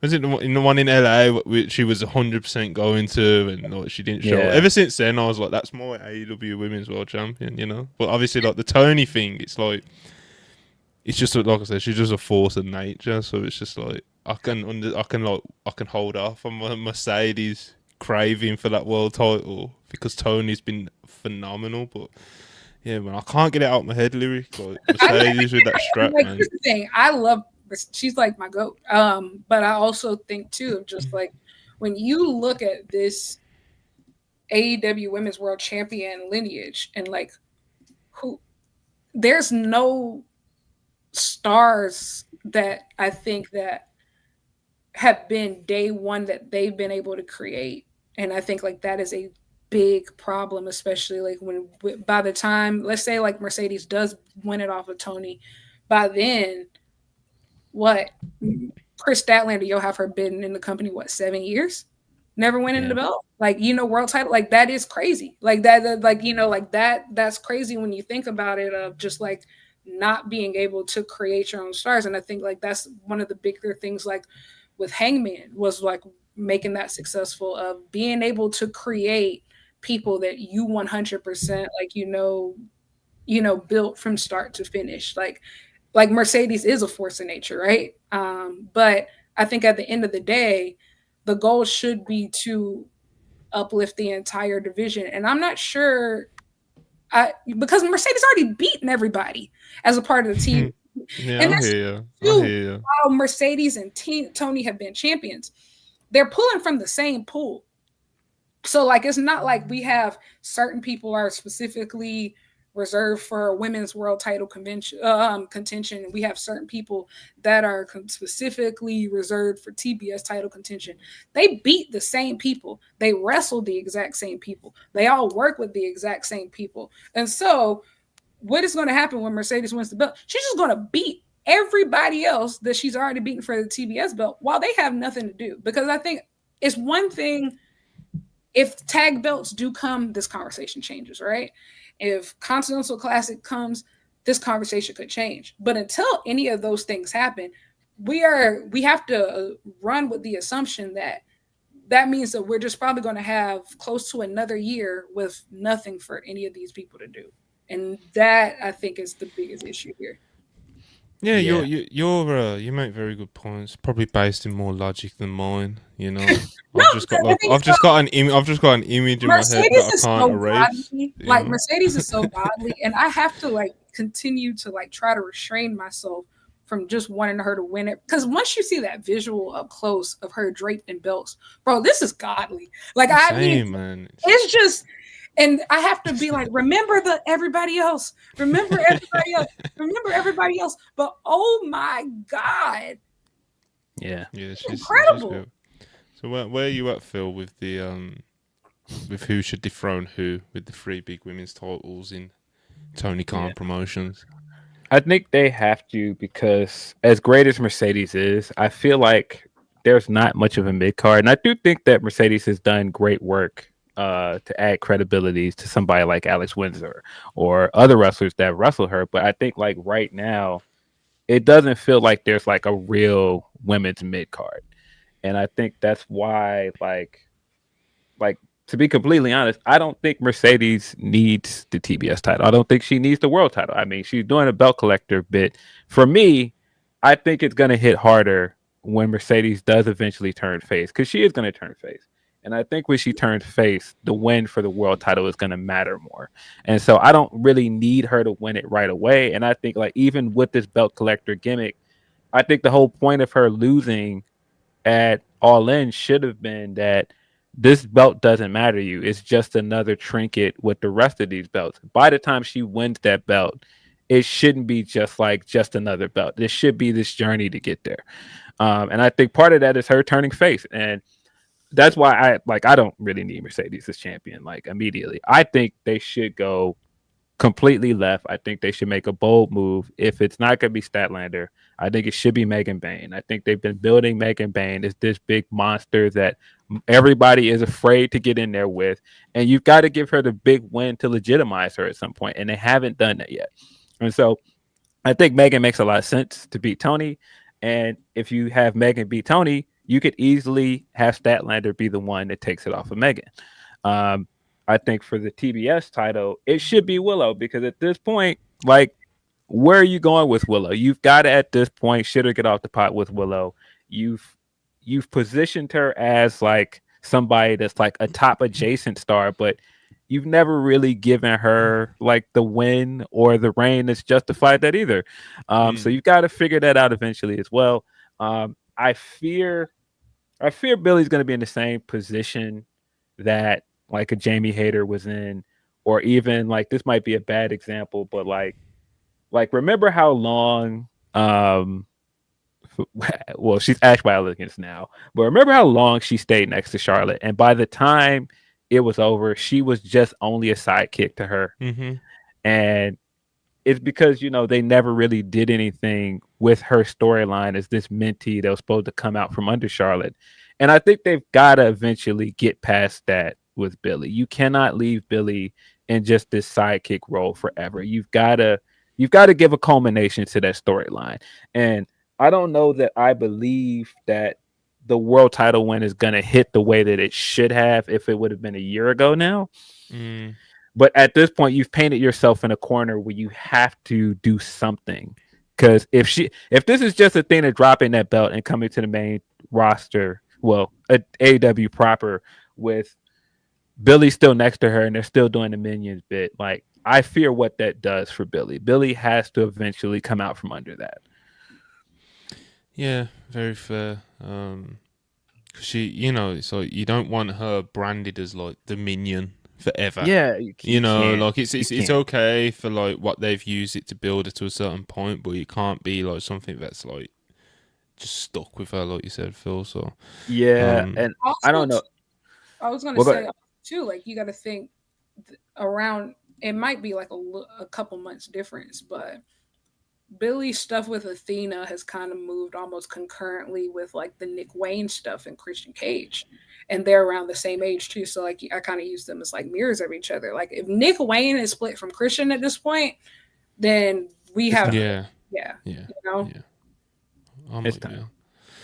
It's been time. Anything else? Okay. LeRon Ford. LeRon, $5. Appreciate you, brother. TK has to shit or get off the pot when it comes to the women's division. Tag titles, blood and guts, pay-per-view main events, more matches, and TV time. Let's fucking go.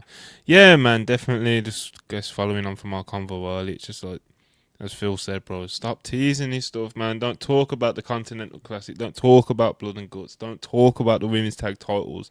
Fuck it, just announce them, bro. Please. I think it's also too like, you know, like please. The girls are so popular now. Like, you know, it's one thing where I think AEW always got this rep, right? That like, oh, well, the women's division wasn't that good. And like, you know, that they didn't have any real stars and like, you know, nobody was invested. But like, if you went to All In, you saw like the pops that they were getting in that women's casino gauntlet. Oh my God. Like, there are real stars here. Like, you know, people really are invested in, and it's not just like, you know, Tony and Mercedes. It's a lot of them. Like, you know, Queen Aminata's getting stuff. Alex Winter's over. Like, you know, Thecla's super over. They're trying Willow, you know, Willow's over, Stat's over. So many of these people are super over. So it's just like, come on. Like, you have to do something. People want to see more of this division. Yeah, they do. And like LeRon says, shit will get off the pot, bro. Like, don't tease it, don't dangle it in front of us, man. Like, just you've got the roster to do it. Just book the tournaments, book the blood and guts, book the even down to like Tony can main event a pay-per-view, bro. Like, we can do that now. It's like talk about the women are popular. I've said this for months now. I think I think you can make a case that she's like the hottest star in that company.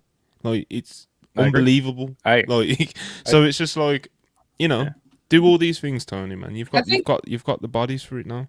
Even you have like this subtle shift on screen too. I think even like with Hangman and Fletcher in that promo this week, calling it the Men's World Championship, like both of them like while building the match too. Like, you know, like you have like the men's division even making like this very clear stand of trying to like acknowledge this women's division as equals. And so like, if you have your top stars doing that, then the booker needs to as well. I still think the worst decision, well, the worst misstep that they made this year was not giving Tony and Mariah the main event at Revolution.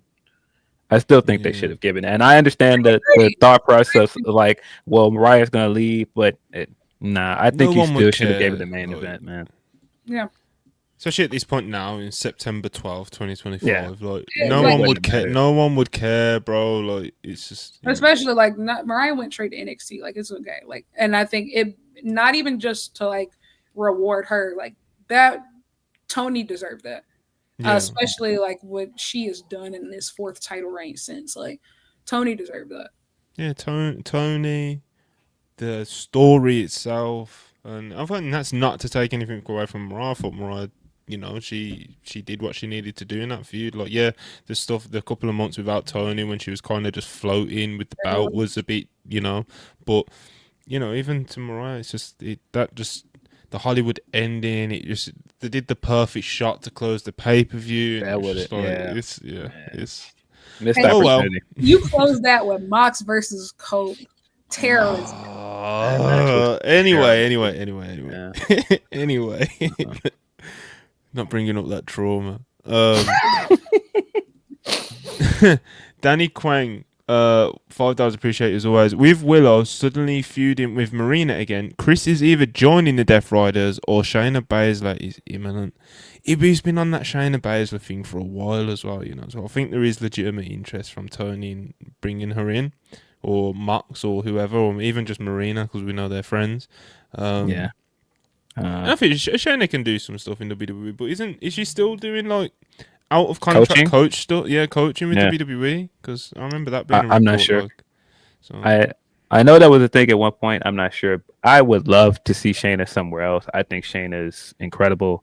I don't think that Shayna got her proper due over there on the main roster. It is wild to think about anybody getting Ronda Rousey's like quote unquote last match, if that's her last match. And the last thing Ronda wanted to do leaving that company was put Shayna over, and then they did nothing with Shayna after that. It's just, I just don't get it. I don't get what they never saw in her. I mean, she was easily the best wrestler out of that group. She was easily the best package out of the four of them. I mean, that bar is not that high, but still. I have a theory, but like, I just don't think. I think it's aesthetics. Like, I really think. Of course, it is. I think it's all comes down. It comes down to aesthetics, like, of just, for like the WWE audience, like the hardcore bruiser, like, like the look that she has is not as appealing, I think. And I think like that look would do much better for a hardcore audience, right? Like, I think about how like and it even shocked me a little bit how over Momo Watanabe got in AEW. Like, people like really thought like she was like the coolest person ever. And I think that Shayna probably would do a lot better in like an environment closer to AEW or an ROH for that reason. Yeah, I also think it's probably more of a thing of like less so like the fans and more so the people calling the shots and stuff, Definitely.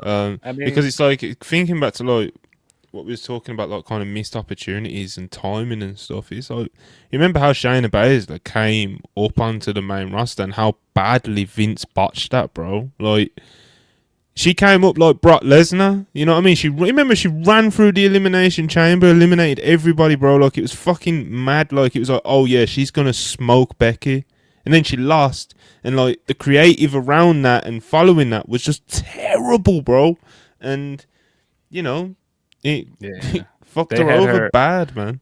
They had her biting Becky's neck. Like, what are we doing, bro? Like, it ain't that hard to use this woman. Like, just do what she was doing on NXT.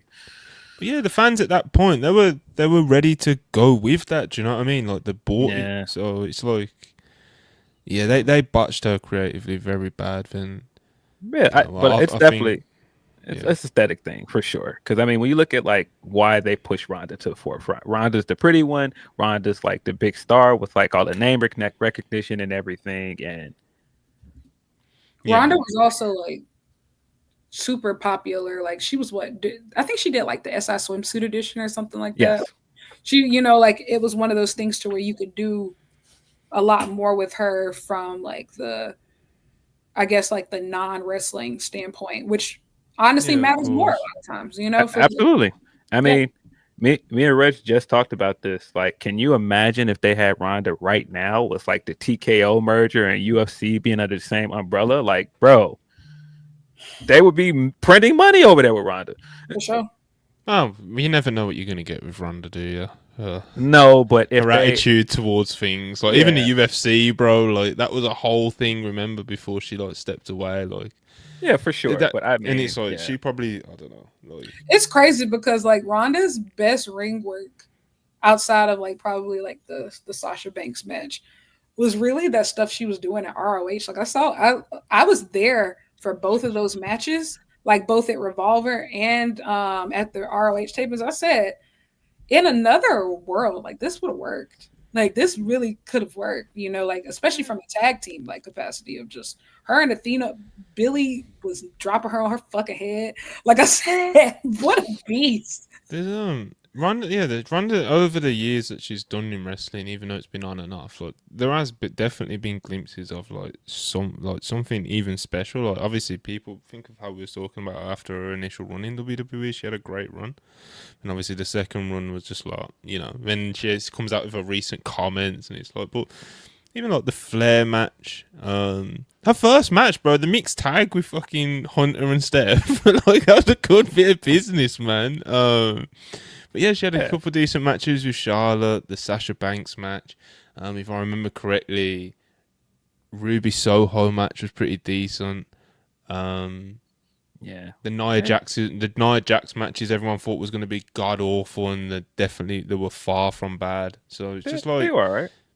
Yeah, so that's mean they were all right. But I'm saying, like, you see Nia Jax, Ronda Rousey, people thought that was going to be like wrestle crap, and they weren't. They were all right matches, They were passable matches, or whatever. But Ronda's shown the glimpses over the years, man. But it's the attitude things and the comments that she makes and shit like that. It's just I don't know. She's just a different beast. Like I just can't imagine coming into a business like wrestling and coming from the level of stardom that she came from. And it's really hard to come out from under. I'm a bigger star than everybody else here, and I know that. You guys know that. And she didn't have to go through all of the stuff that some of the other women in that division had to go through to reach stardom. And so it's always going to be a disconnect between some people back there with that and the fans. And I don't think she ever truly came out from under that.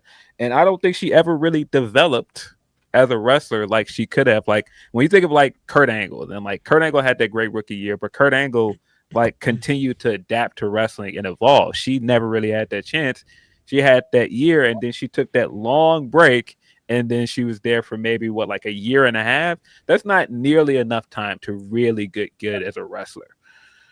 Some people catch the bug at different points as well, don't they? Yeah. It's like Kurt Angle. I know we're going way back with Kurt, but it's like Kurt caught the bug, man. It's like he's like with some of them, you see him like in the way that like you can tell that he recognizes that he's athletically gifted and that will take him so far. But it's like how he would throw himself into like the character things or even developing his in-ring style and stuff. It's like this guy's caught the bug, man. It's like whereas Ronda, it was always like Ronda was always a bit different, even though there was glimpses again of her kind of catching that bug in the first run. But it's like the second one, it was so clearly not there, So she was having fun in the first run. I didn't feel like she was having fun in the second run. She felt like I'm just here. Definitely felt like it was something to do, especially after like her MMA career was over.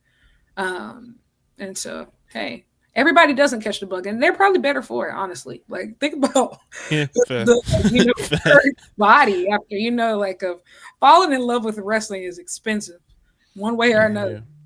Yeah. Every Texan. What else we got? The run forward again. Appreciate your brother, $5. ROH might have 12 women in the division. Why do they have 3 women's titles and AEW's women's division only has 2? I don't know, bro. Have you ever heard of? Oh God, this is gonna sound terrible. There's certain things in relationship times. You ever heard of a shut up ring? Like like somebody like will like propose, but like they have no intention of ever getting married, but like it's a shut up ring.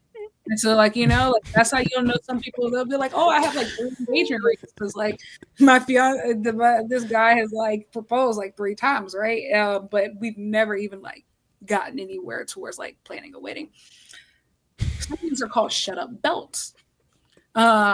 This is what we do with people that we know that we have no intentions of ever really using on AEW programming, but we just want to keep them semi-happy and quiet out of the middle. And this is also a consequence of having a quality PR firm. So shout out to AEW for that. So this is what we call shut up belts. That's why ROH has 3 belts, 2 that we still don't really know what the meaning is of. So yeah, those are what we call shut up belts. Look at who's in that tournament and tell me that I'm lying. There's certain people in there that I would love to say should be the thing that like in a perfect world, Trisha Dora should be in a position where you could have her be the one to beat Athena, but they've done nothing to really build this woman up, and it's unfortunate. You know, the thing about Trisha Dora is like she's so interesting to me because I like Trish, right? She just hasn't connected, and I don't know what it is because it feels like the rest of STP has. Yes. It's just something I don't know what it is, and I thought like like the New Japan Academy was going to be a real turning point for her, but it's just something that hasn't clicked, and maybe like she needs like a full repackaging. Like I'm not sure what it is. And I think like if I think I've said this before, like if I had to build like a wrestler from scratch, like body wise, right, it'd probably be Trish Adora. Like she is literally like she's strong, she's tall, she's tough. Yeah, I just don't know what happened there and like what's going on because I can't even really put it all on the booking because like even when I see it's not like the crowds particularly react to her or anything like that, and so it's just I just don't know what it is. Yeah, I don't. Go on, Phil. Go on. I was about to say I don't know if it's a chicken or the egg thing because it just kind of feels like there was never really a start to that Ring of Honor run, and I think a big part of it is a lot of people still don't know what Ring of Honor is. Like, I don't think people know. Like, is this like a feeder for your main show? Is this going to be a standalone show? And it's hard to really get people to buy into that. That could be fair, but like we could say the exact same thing about Queen Aminata, right? And yeah. Get over like I mean who did, and this is even before the stuff this year, right? Like even before the stuff, even the stuff that she was doing in Ring of Honor last year, Queen Aminata really got over with folks of like to the point where they did run like the big Athena match at Death Before Dishonor and stuff. So like I do think like what you're saying is very valid, but there is still like it like chicken or the egg, it's just it's weird, isn't it? It's a bit of it's an interesting situation, especially because the rest of STP has really gotten so over too. Yeah, that's what makes it kind of like So I feel like this one. No, finish your point. Sorry, Louis. No, so like so clearly she's on screen a lot. It's not like people don't see her.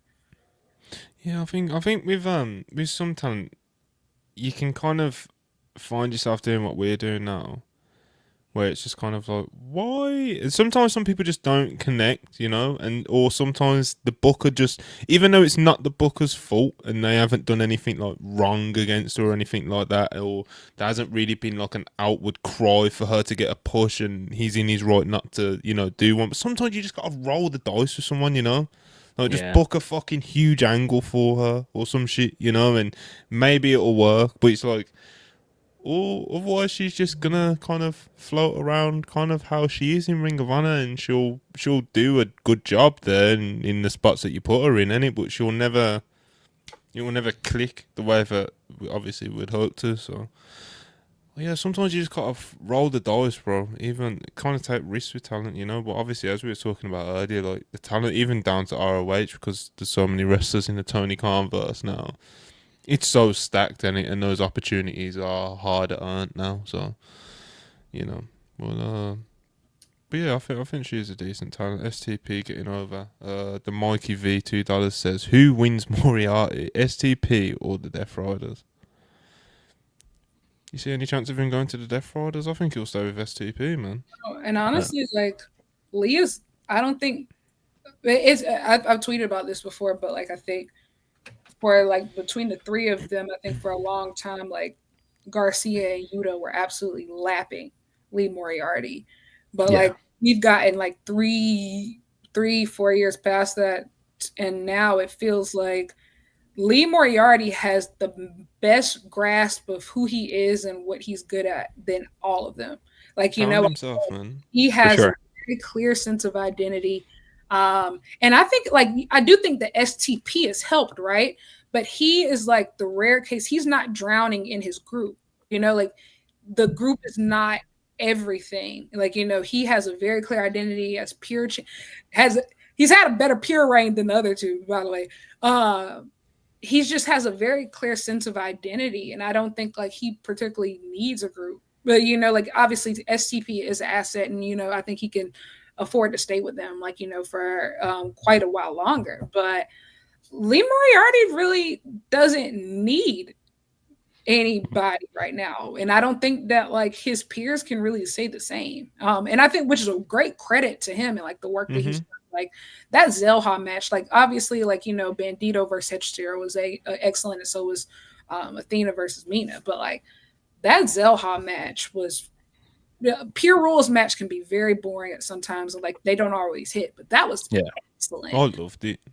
Excellent. Like even like the match he worked with Nigel, at Final Battle last year, honestly one of the best on that card. Yeah, he's been amazing. All right, but it could be a hot take. I've always thought he was the best of the three. From his indie run, I always thought like just like the way he works, like just like his style, the way he pays attention, the way everything looks, like his gear, like he puts a lot of thought into things that most wrestlers don't. And I've always just been like that guy out of the three of them. That guy is special. I was kind of there as well. Like when he first came onto my radar, like because remember we mentioned earlier, like at the time, like on the indies, you had like Yuta, you had Garcia, you had Moriarty, and they were all doing the thing and merging before the sign for AEW. And at a certain point in time, I was with Phil as well, bro. Like Lee Moriarty was the one that I circled of like, yo, out of these three, and a few other indie talents that were emerging at the time, I was like, Moriarty's like special. Like there's something real there with him, and it's cool to see him that he's found himself recently, man. Because it took a while, it took a while. It took a few changes. It took, and what I think helped. And it's crazy because I think some people might complain about this. Like in the meantime, I think what really helped Lee Moriarty is being able to develop outside of the limelight to a point to where he wasn't always like, a big focal point on television. He had time to develop outside of like, the forefront to the point to where now I think like, eventually when he is repackaged and brought to the surface, like, as a bigger star on AEW television, he's going to be much better off for it, I think. And I think Athena was very similar, right? Like repackaging and like development happened, off screen. So when she did come back on AEW television, she felt like the biggest star in the world, And I think like Garcia and Yuta, all of the mistakes in their career have been so public. And they've been so big. Yeah. And like, because they were standing next to the biggest stars in our generation, they were judged so harshly because you're standing next to Danielson and Mox and Jericho and all of these huge people, like, like they have like this camera in their face 24/7. So I think like in the long run, that space really helped Lee Moriarty develop compared to like some of his peers. Yeah, I agree. 100%. I mean, like even when you think Lee came in and got like the Pitchfork article like straight in the door where like he's just on there talking about music, and that's why I'm like, this guy, like he's so incredibly marketable. There's so many things you could be doing with him, man. And I think also too of just like they finally let him do like the cool shit, like right of just this year, like he gets to work. He was doing the art and stuff, and like he's working these luchadors, and like. Now he's working Blue Panther, he's working Zelha, and like, like he's getting to do the things. He's going to Arena Mexico, like, right? Like, I will say he didn't get a lot of the cool opportunities that I think that the other two got. They were to work all the big stars, but I feel like that's changed a bit now. And now he is starting to get like some of those cool opportunities. And I really enjoy what he's done with it, like, of how he's maximized it. And because I think, like, don't get me wrong, technical wrestling is going to be a hard sell on American television. It is like it is going to be a really hard sell, and so I think he did have a ways to go of like, how do I make this interesting? What's going to be like my like my entry point? And I think like he's really done a really good job of kind of really like that lucha technical style, with Yave style, like bringing that and those influences on screen. I think he's done a really good job. Yeah, big fan. Like I said, happy he's kind of figuring it out right now. But yeah, man. Laurent Ford, $10. Appreciate it as always. We got Phil and Lyric on the pod. Oh, we're eating good today. Yeah, man, it's been a good show, bro. Happy to have him as always. Appreciate the time. Appreciate you guys hanging out with us as well. But yeah, man. Thanks for the super chat. Corey David, $2. Y'all think AJ's staying? Unfortunately, I think yes.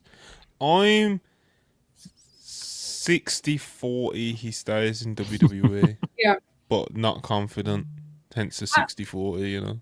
I'm about 70-30 he stays. Like he at this point, and I'm like I'm 100% sure he like wants to stay like right now, just because of like, when people really ready to leave, they're not doing all that rah and going back and forth and like the the chatter of it all. The workshoot promos. Don't get me wrong. If AJ Styles actually comes to AEW, if it does end up happening, a lot of people are going to be very ashamed of me. It's what I want to see happen. Like, I want y'all to. I'm not letting my hopes get up about it right now. And if I find out he resigns, I will become a grifter. And pretend like I'm just going to pretend I never cared anyway, right? But I do want you to know, you're going to be so ashamed. Like, there are pictures in my camera roll from ages. Man, it's going to get really nasty on the timeline. I'm just going to let you know that right now. Yeah, I would love for AJ to leave. I don't think he's going to. I think he's going to stay put. I would be really shocked. Where's your percentage at? I think I'm at like 90% sure he's going to stay. I don't see him leaving. I don't know. I just don't. I think it's where he wants to be. I think it's pretty clear that's where he wants to be. And then I don't think he has that much time left. Like, I think he can still compete at a top level, but I don't know that that's still a desire for him. I think he's comfortable, and I don't think that's the main reason why I'm like, I don't know. And he's not like a psycho like Brian is. Brian just wants to wrestle. Yeah. And that's a big part of it. Like, I think if I believed that AJ was like a psycho and he just wanted to go to like Mexico and wrestle luchadors and go to Japan and all these things, my percentage would be much lower. But I think that AJ is comfortable in his life. I think he's achieved almost everything there is to achieve. He's got a legitimate argument for one of the greatest of all time. What more is there left for him to do? I mean, there's matches I want to see him have, of course, but like, legitimately, like, what is there left for him to do? There's nothing he has to do. Like, like, there's nothing like he has to do because he's already done it. You got to think, like, he already did the Japan run. He did it great. It was great. He did. And I will say AJ is so interesting too, because he gave all of the promotions he's worked for, he essentially had like almost a career's worth of work. Like he has like a full catalog with TNA. He has a full catalog with New Japan. Like, he has a full catalog with WWE. He really did. Like, he has nothing to prove. And so, like, obviously, of course, I want that Ospreay match. Like, of course, like, I would love to see him and Kenny again. Like, of course, like, all of these different like matches. But there's nothing like he has to do, I mean, I want another Bryan match selfishly, but of course. And also, too, like, to see AJ Styles and Samoa Joe like with no handcuffs, like, one more time. Come on, unction. Like, at this point too, the ultimate unction that is. Right. And my thing is also, I just don't see a point in like crying on the internet over it, because the thing is, like, if our favorite wrestlers are like publicly calling him out every single big match with his moves and everything, like, if that's not getting through to them, I know he ain't gonna care about little old me. But I know for a fact that Ospreay and the rest of them, they're gonna keep working on him. Maybe they'll get through. Yeah, chipping away, man. They're gonna keep, and you know what? Now that Ospreay's on the shelf, he literally has nothing better to do. So I hope that he has nothing better to do. So I hope he's spending all his time buttering up Uncle Allen. That's our strongest soldier at this point. So we just really have to, I'm so serious. Like, Will Ospreay is an amazing recruiter. And so hopefully if he can get the job done, go figure. Corey David to follow up again. Who else on WWE talent you think jumped to AEW? Well, we'll see what Agent Ospreay can pull off, man, because we'll see what he can do, man. If I have my choice, Ilya Dragunov. They don't know you like I know you. They don't. Ilya Dragunov, listen to me. Like, they don't deserve you the way that I deserve you. They don't know you the way that I know you. They don't value the way that I value you. They don't know what you're truly capable of. And I'm gonna be honest, there's really nobody else on the WWE roster that I would ever go to bat for at this point. Like, I think everybody, for the most part, is really are where they're supposed to be right now. But man, Ilya Dragunov, I would do anything at any time to get you home. And I'm not even talking about AEW. I believe that you could single-handedly be the foreigner to revitalize Strong Style. I have dreams of you at the Dome. I have plans that I cannot share with you right now because the haters would try to sabotage me. They don't deserve you. So that's they don't deserve you. You saw what they did to Gunther. You know, they made him a shell of himself.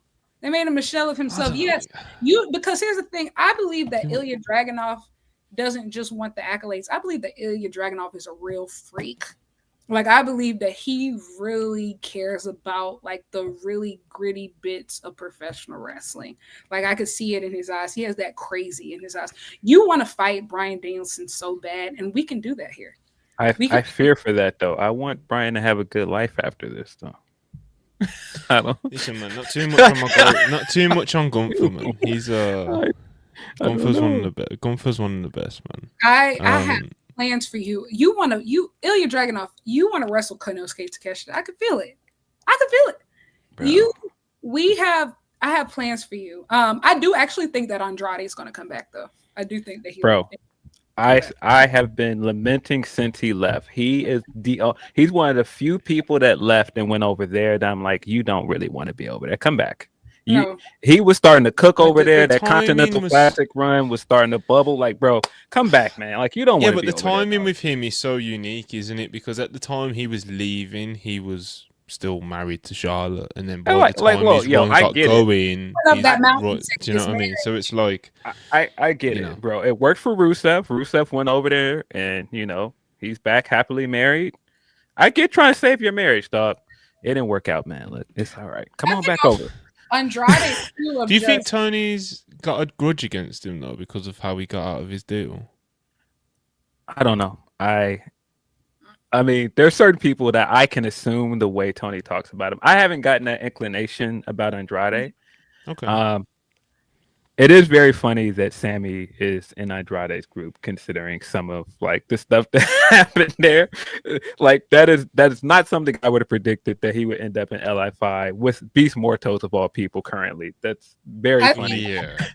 I think Andrade left AEW at probably the worst possible time because I felt like that was going to be definitely, especially right at the beginning of the CMLL relationship, and he had just made his return to CMLL. Like, and I even said it like at Forbidden Door last year. I said like if Andrade stayed, he would have been on this card and he would have been in a big match. He probably would have worked like Mixed Mystico or something like it. Like especially when you see like what Bandito is doing right now with like CMLL. Andrade would be in those positions, if not probably higher, just because he would have been doing it like before Bandito was here to wrestle, because Bandito was injured for so long. And so like I think, but I also think like to AEW because of that relationship, Andrade will always have some form of value, especially because those ties to Mexico have like grown so much deeper over like He's so good as well, man. Like I don't have faith that they'll ever push Andrade to want the way I want him over there either. Like it's all right. I mean, my real answer though is I think there's a legitimate chance that Bayley's leaving. Like a real chance that Bayley's leaving.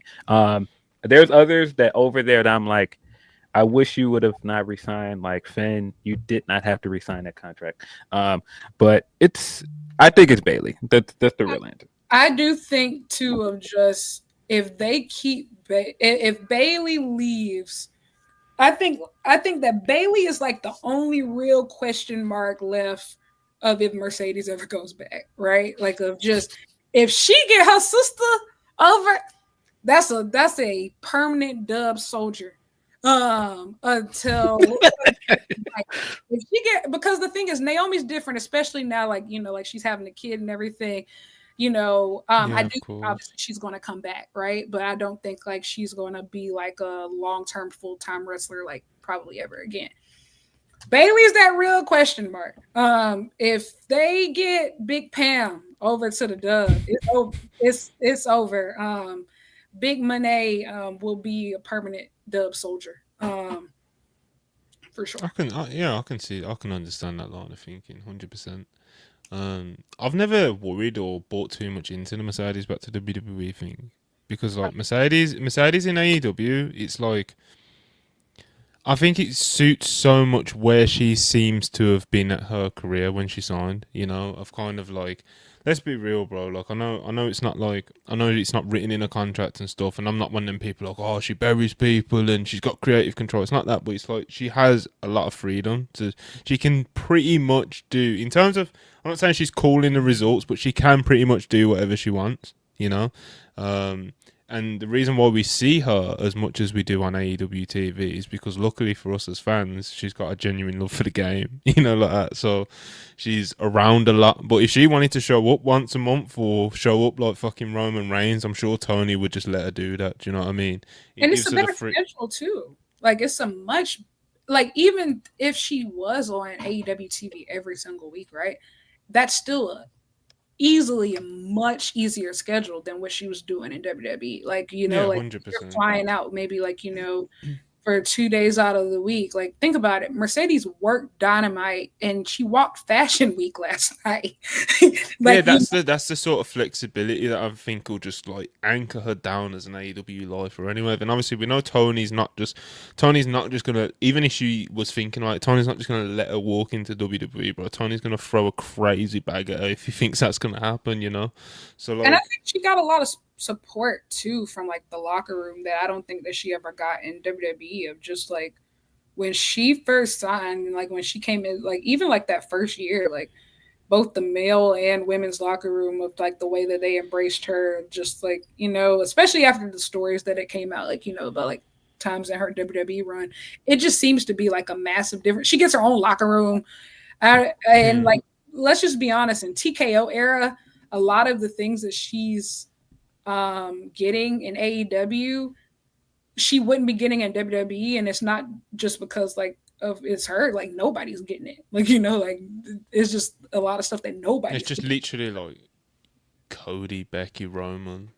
Yeah, Becky and Seth have their own locker room and fucking very. The thing is with WWE, it's like if they really want you, like some of the names I just mentioned, it's like they'll do anything for you. Do you know what I mean? Like Cody's got his own bus. These people have their own locker rooms. They accommodate for Seth and Becky so they can bring the baby on the road. Blah blah blah blah blah, and all these different things. You know, I'm sure they'll be great with Naomi as well when she's back from maternity leave. So it's like, but like, even with the way that WWE can accommodate and stuff now, it's just, I just think it's too good of a gig in AEW for where me as a fan who doesn't know her, sees Mercedes at in her career, what she wants to do, her aspirations. Like, she wants to go wrestle in Poland next weekend. Well, maybe not next weekend because of All Out, but you know, you get the point. She wants to go wrestle in Poland this weekend. Tony's like, yeah, cool, go do it. You know, like that. Yeah. So there's that element of it. There's the pay. There's the creative freedom and stuff that she has. It's just like she's calling the shots of her own career, and I think that's how she always wants it to be now that she's got that taste of it. So going back to WWE, yeah, she can link up with Pam, and yeah, she'll go in the fucking Hall of Fame and blah blah blah. But it's like, I think Mercedes would rather just be in charge of her own career. You know, like, having her own IP is so interesting now. It's just like, after you've done all this stuff, imagine going back to being Sasha Banks and like. Yeah, that would never happen, in my opinion. Sorry, but like, I don't know if I was saying never. I genuinely feel that way. You know, like if she did go back to WWE, I don't think she would take the Sasha Banks name back, bro.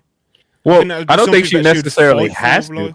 She might fight for it, but I'm thinking like, I think like where Trish is now, where she's come back and do like legend matches, I could easily see Mercedes eventually doing something like that. But Trish owned Stratus was always Trish Stratus though. No. I'm not saying like going back and being Sasha Banks. I mean like just going back and having matches with WWE, like I could see that more. The kind of legend run that Trish has gotten currently. I could easily see Mercedes doing that. I don't know if I believe she's gonna go back and be like a full-time wrestler, but like just getting her last hurrah in that company and Hall of Fame, I definitely. Oh yeah, I mean, I would take if I was her, I'd still take the Hall of Fame. She deserves it. I mean, like one day, she'll get that ring, you know. But yeah, I'm with you. Like, I think like way down the line, like the Trish sort of run, like, I could see that. But even still, I think it would be under the name Mercedes, Monet or Varnado or whatever she wants it. But I think she's Mercedes now, whatever company she's in. She should be. Yeah, I agree. It's like Andrew. Mox. Yeah, I agree with that as well. Mox is a never for me. Mox, I don't think is ever going back. Yeah, and same. I don't think he gives a fuck about that fucking Hall of Fame either, to be honest. What a beast! Because he could go in twice easy as Dean Ambrose on the Shield. Remember, like he could do that, but I genuinely think he doesn't give a fuck. I could be completely off in it because those sort of accolades are weird from person to person, but I don't think Mox gives a fuck about that. So I can't see him wanting to go back even way down the line, you know. But yeah, Andrew Brown, $5. Young Bucks should invest their money in kayfabe in a company like Aspiration. Come on, bro. Come on, bro. Anyway, we'll do this and we'll kind of we'll wrap up. The Final Boss 199 Turkey check is here. WrestleMania 43, the Final Boss is back. So yeah, WrestleMania 43. WrestleMania, a lot of Arab money going around, but yeah, WrestleMania 43 2027 has been officially announced whilst we was on the air by Triple H and the guys at a press conference. But yeah, WrestleMania 43 2027, Saudi Arabia in Riyadh. They didn't announce a date apparently, so that's weird. And of course, they haven't announced anything that they've got planned for it yet. But of course, reportedly, we all know what the deal is with the Saudi Arabian events. You know, they want the big names. They don't care if they're retired. They don't care if they've passed away, bro. They want them big names. You know, them ones they wanted. Remember when they wanted Yokozuna? For this one, Dwayne has been floating around. Of course, I think. Yeah, Dave put in the newsletter earlier that one of the because it seems like he's been talking to a lot of like the Saudi Arabian sources from like how he wrote things. They're going to reanimate Hulk Hogan's corpse. They're going to try. They'll try. This is what I'm saying. They don't care if the big names are. Hey, they gonna call the niggas who did set up the Tupac hologram at Coachella that year and say, "Hey, can I get a Hulk brother?" But yeah, man, it's they're trying to get apparently nuts. So apparently Dave's saying that they're trying to get Dwayne versus Roman or Cody as the main event of that. So then obviously Stone Cold's name's been has been popping up, so it's like, you know, we know what kind of show they're going for, and I just the fact that Royal Rumble is going to be there pretty soon in about 4 months. It's still wild to me. And I think like with the stuff you could do with a women's rumble, we talked about this last time and how like you could do some really cool things that you haven't been able to do with the women's rumble yet. Now that AJ leaves back and it's going to be in Saudi Arabia. That's not nasty, bro. I read a bit of what Bianca said in the press conference and I'm just like,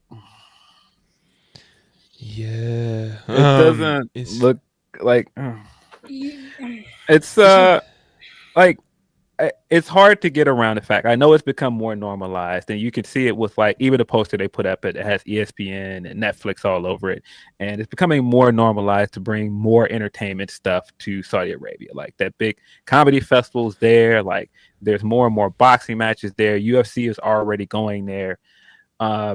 But it's still so much stuff around the politics there and women. And having Bianca say that was a choice. WWE, truly. And I would be honest, I know some people be like, oh, they're overreacting. No, like, even when I was in I got my degree in sport and entertainment management at USC, and at that time, I remember it was still pretty fresh of them going over to Saudi, and they really opened that door for the rest of the world from a sports and an entertainment perspective. And it was talked about a lot then, and I don't think anybody could have even projected how, like, the trickle down effect. And between that, and even I would say somewhat like AJ's return to a certain extent of, even if women are involved, you can't repackage this as women's empowerment. And I say this as somebody who, Bianca Belair is in my like all time list. Like, I love her.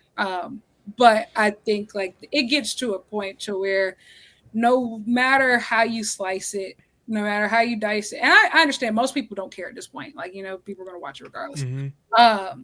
But you can't say that this is women's empowerment. Like, it's just not. It's just not. You have women there because, like, you know, to save face, but we've gotten to a point, especially in today's political climate, of just call it what it is. This is for money. You man. Up because you have to, or you're contracted to. It is what it is. But like, don't try to act like this isn't women's empowerment. This isn't, you know, breaking barriers for anybody. It just is what it is. Yeah. I 100% agree with like, okay, I get that they're not going to come out and be like, yeah, we're just doing this because they give us 100 mil, you know?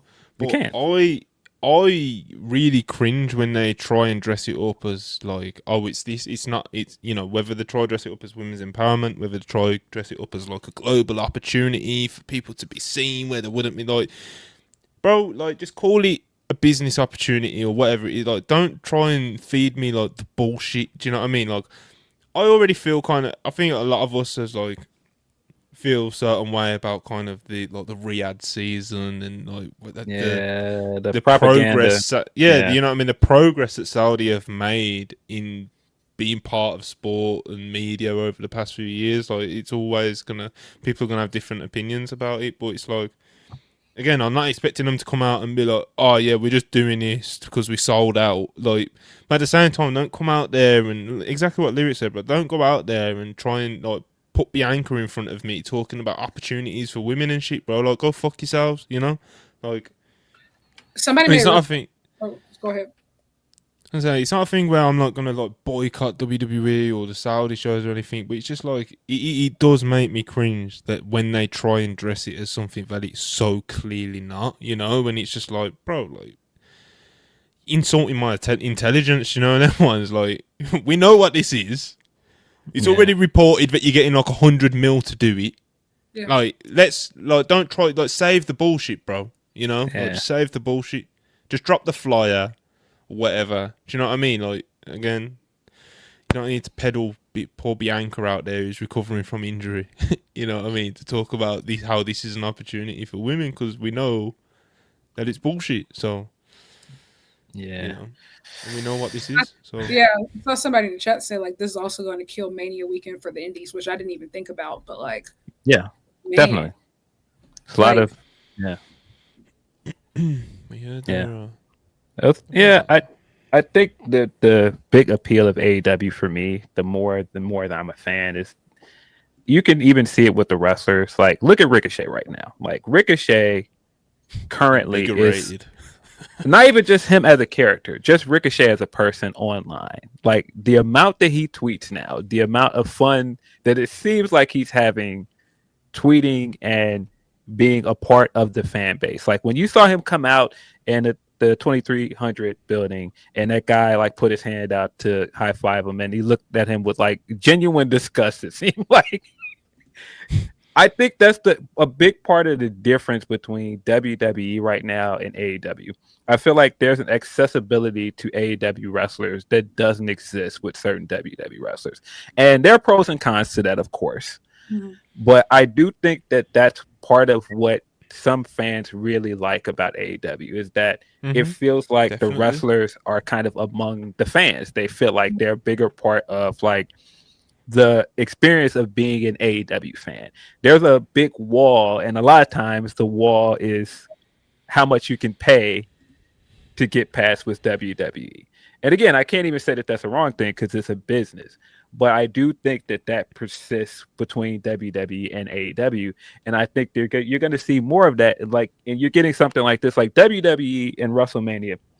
It's supposed to be the biggest show of the year for this fan base. You're setting up the biggest show of the year for your fan base, and a large part of your fan base can't go. Like, and that's such along a disconnect, man. That's along with how they're raising the prices. And that quote from the COO this weekend, like him saying that Vince, missed out on an opportunity by trying to price the families. And it's just like, it's like your fan base and your audience needs to be a part of this experience, because that's a big part of wrestling. Like, other than any other entertainment, wrestling relies on the audience and crowd participation.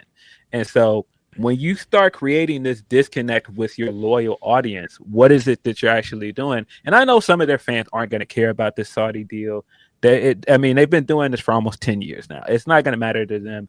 Going to Saudi Arabia or WrestleMania is not going to matter to like some of their most loyal fans. But I do think we're approaching this point with the price point and some of these things where it's just like, who is this for other than you guys like making as much money as possible? Yeah, exactly. This isn't for your audience.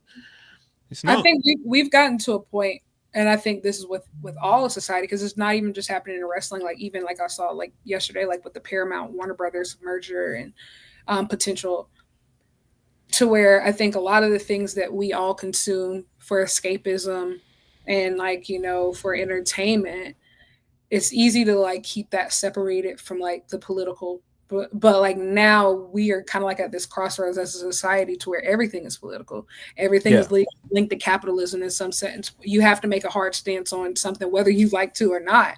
And wrestling, and I think specifically like TKO level of WWE, is forcing, I think, a lot of those decisions to come much quicker than we think.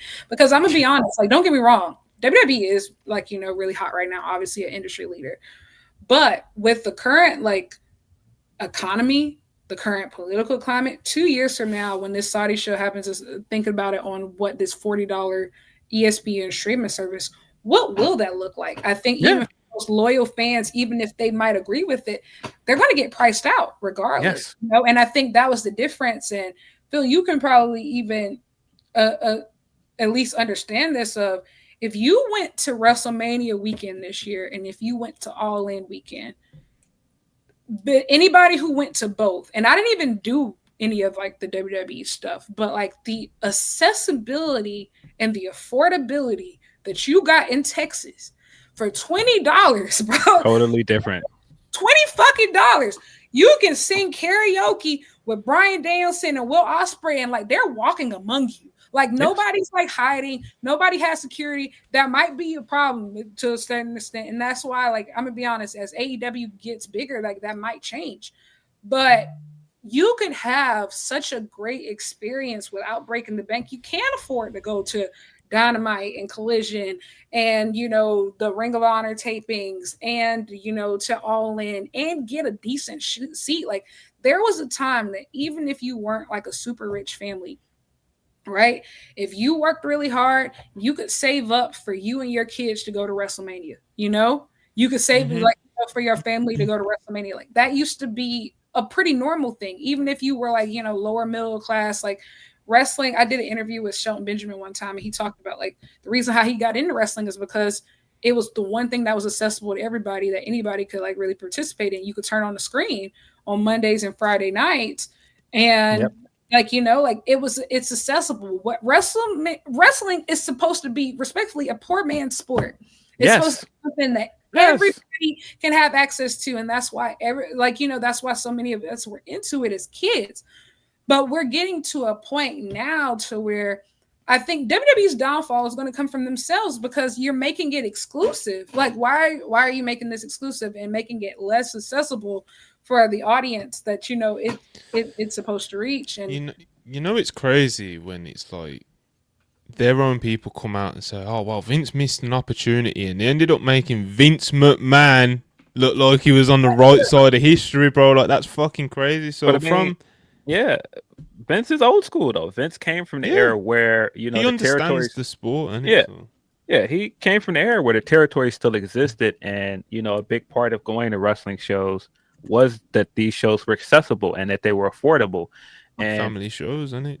I The old think, ladies in the front, and yeah, and I think that is still continuing to be a disconnect between like some fans and some of the tribalism online and the way people talk about like residencies. And I'm like, yeah, but residencies are good for wrestling because, man, a part of wrestling, don't get me wrong, I've seen wrestling in stadiums and it's cool.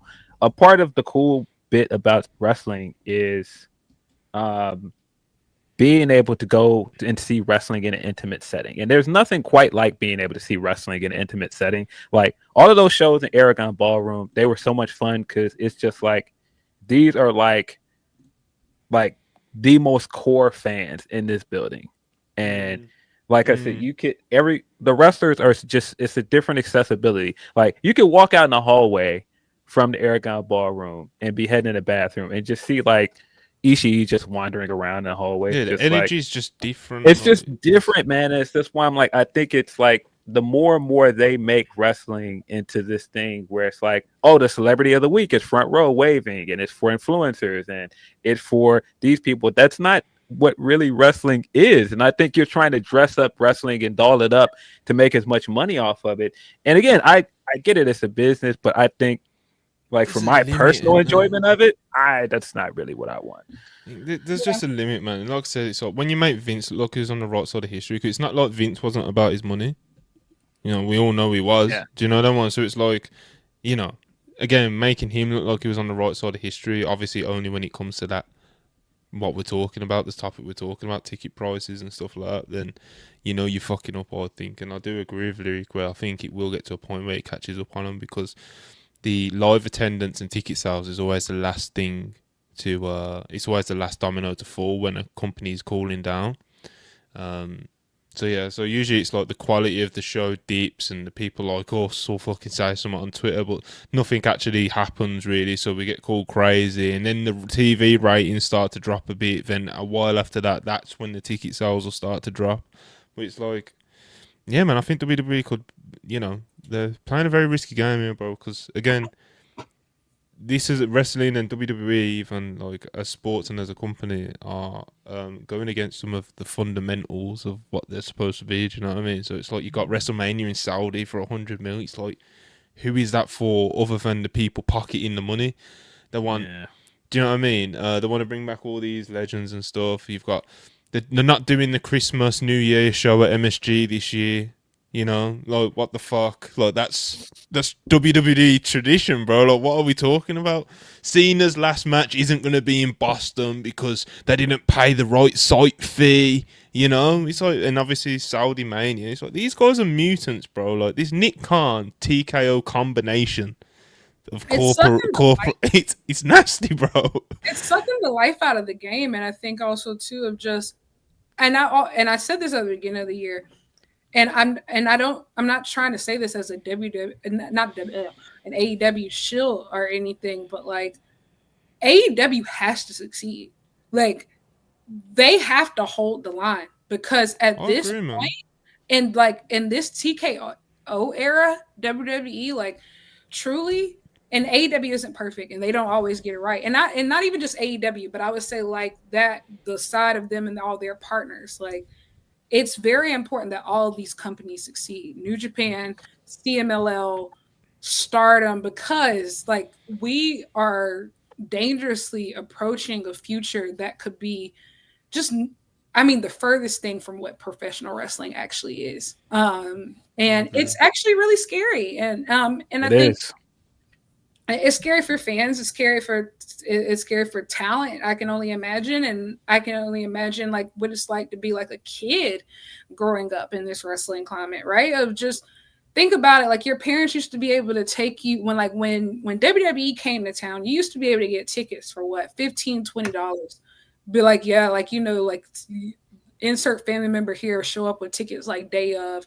And you could affordably do it. Like, whenever they came to your city, like, those are like so many of the core experiences that endear us to wrestling, like, you know, of our childhoods, of like, you know, how we all became fans, and like we can think about, oh yeah, when I saw this SmackDown when I was 8 or something like that. Kids are being robbed of now. And what we don't need is people entire thought process about wrestling being formed online and on Twitter.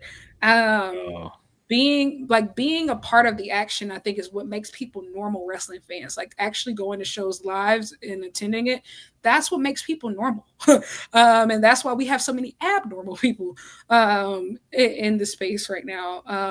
And so it's really scary. Like, and even like the stuff happening like with AAA and all these things of, it's just, this is terrifying. Like it's all very terrifying. And I think that for wrestling to survive, it's very important that as many alternatives and international promotions and different forms of and independent forms of wrestling survive and are independently owned. Yeah, they do. We need. Yeah, it's the best for the business, man. It's like WWE again. Just what was talking about. Just to touch on it, it's just like they're making it less accessible, you know, at the end of the day. I think that's like the main point, really, you know. But yeah, and AEW does, they want wrestling to be accessible. They want to price things for families to come. They want to, you know, they want to be an accessible company. They want fans at the shows, you know. So whether that's AEW, whether that's fucking Deadlock, whether that's fucking New Japan getting fired up in the US again, whatever it is, man. Like, we can't have WWE being the only like real viable option. I don't think it will be any. So hopefully our fears are very far fetched. Probably are, but they're still gonna make a ton of money. I just think that they're just gonna price people out. I'm gonna be honest, like especially in the US, like the economy is so many people are unemployed right now. Just like $40 for streaming service. For like, you know, and it's only paper, and that's not even everything of just like right now, like you're gonna have like at least 3 streaming services to see everything. And I'm not saying, like I said, I don't think like AEW like has like a perfect setup, but absolutely not.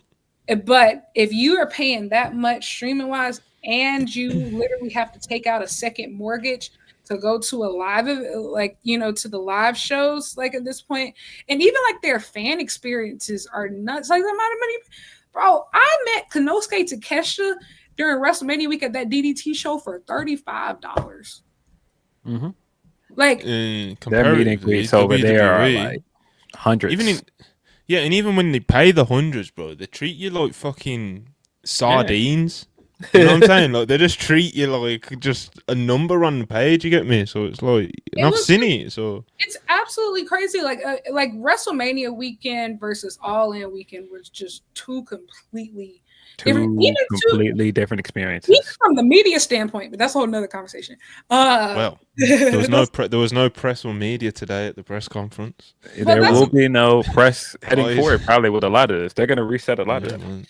Bro, Brandon Thurston did a very, very sarcastic article that he just dropped on Post Wrestling now about the whole WrestleMania in Saudi, and it's like, I hate politics, that's why I'm going to love WrestleMania in Saudi Arabia, and it's just basically like a whole article of just sarcasm about how, but yeah, if you guys support Brandon and enjoy sarcasm, then I'd go and check that out. But yeah, man, WWE, get it together, bro. Please, you know, even creatively, like get it together all around. You know, they've got to be looking at their screen if they're watching you at this moment. Like, well, why? We're making a lot of money. What are we doing wrong?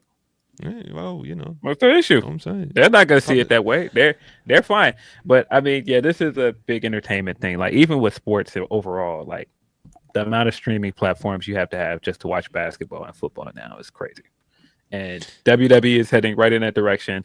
But I mean, that's why I'm like, it's kind of bigger than wrestling. But the fact that wrestling, which used to be like this like smaller form of entertainment, is now trying to get into this arena with UFC. Like, I think what the COO says is so off base and trying to be like, we're trying to chase the amount of revenue that UFC makes. But wrestling wrestling at its core is not like mixed martial arts. You're not going to be able to sustainably make that kind of money in wrestling and act like nothing can change.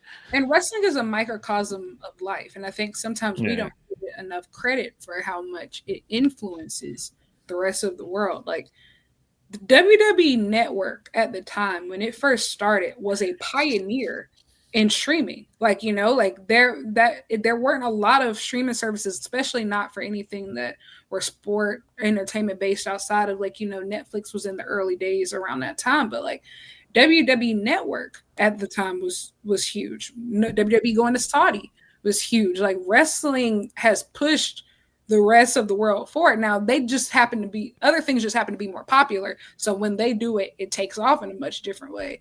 But that wrestling has always been trending in these directions, I think, which makes it even scarier. And I think that's why this year is going to be pivotal, probably into the next decade of what this sport becomes. Yeah, I agree with basically everything that we've gone over on this convo. To be honest, it's we're in a weird place, and I think as Lyric was saying earlier, it's very important that AEW and other companies, not just AEW, do thrive, not just survive, thrive. You know. Yeah. But yeah, man. We're gonna wrap it up, and let's do some plugs, man. Lyric, what you got going on? You're always busy. I'm seeing you're always busy. You're always writing something, or you're doing an interview, or you're doing a podcast. You're doing something. So I know. I'm always busy and I'm always tired. But you can find me at Lyric Wrestling on Twitter and Instagram. Tomorrow I will have my interview with Chris Statlander. Will go up ahead of All Out next week. So super exciting. That'll go up on the Takedown on SI. And every Wednesday night after Dynamite, me and Danny, we have a show called The Dynamite Diaries where we really don't talk about Dynamite. We really just have so many shenanigans and talk about things that are completely unrelated to wrestling, but it's really fun. But that's about it. Good shit, man. Good shit. Phil, you got any other plugs? Yeah, Grapsody every Saturday noon Eastern on Fightful's YouTube channel. I also have a Chris Statlander interview dropping tomorrow, 4 p.m. It is funny that I sometimes look across like the interwebs and it's like Lyric is doing the exact same thing at the exact same time as I am. It's so funny. Day. Like we always get like the same media day. Like whenever like a certain they always never mind. I was about to say something really crazy. Is there a reason that we always No, man, I think it's anyway. I think it's simpatico, man. I think it's just like it feel like we're on the same wavelengths. Like, well, you got the Zach interview, I got the Zach interview around the same time. Like I like your explanation better. When I look across and like look at what you guys are doing with like your Dynamite review, I'm like, oh yeah, we're two guys with dreads that like talk about wrestling sometimes, but a lot of times we're talking about everything else but wrestling. Yeah. And I was looking at stuff one day and I was like, are they like Kenny over there too? I was like, man, listen, man. We live for Kenny. The like we have I said y'all like Henny over there. Y'all like Hennessy over there. I was like, oh. When Kenny Omega came back, we did do shots of Hennessy on camera. That was that's beautiful. It was amazing. I think it's a simpatico thing, man. I think me and Reg is brown drinkers. Hashtag Henny for Kenny, you know? Hey, man, look. All right, so good shit. That's what. What? That was a bot. Didn't mean to cut anyone off then. Just accidentally played the outro a bit too early. But yeah, that's what you guys have got going on. Couple Chris Statlander. Yours written, Lyric? Yeah, we'll put the video out later, but yeah, it's okay. So that'll be on the Takedown with SI. Phil, of course, you already know, guys. Grapsody.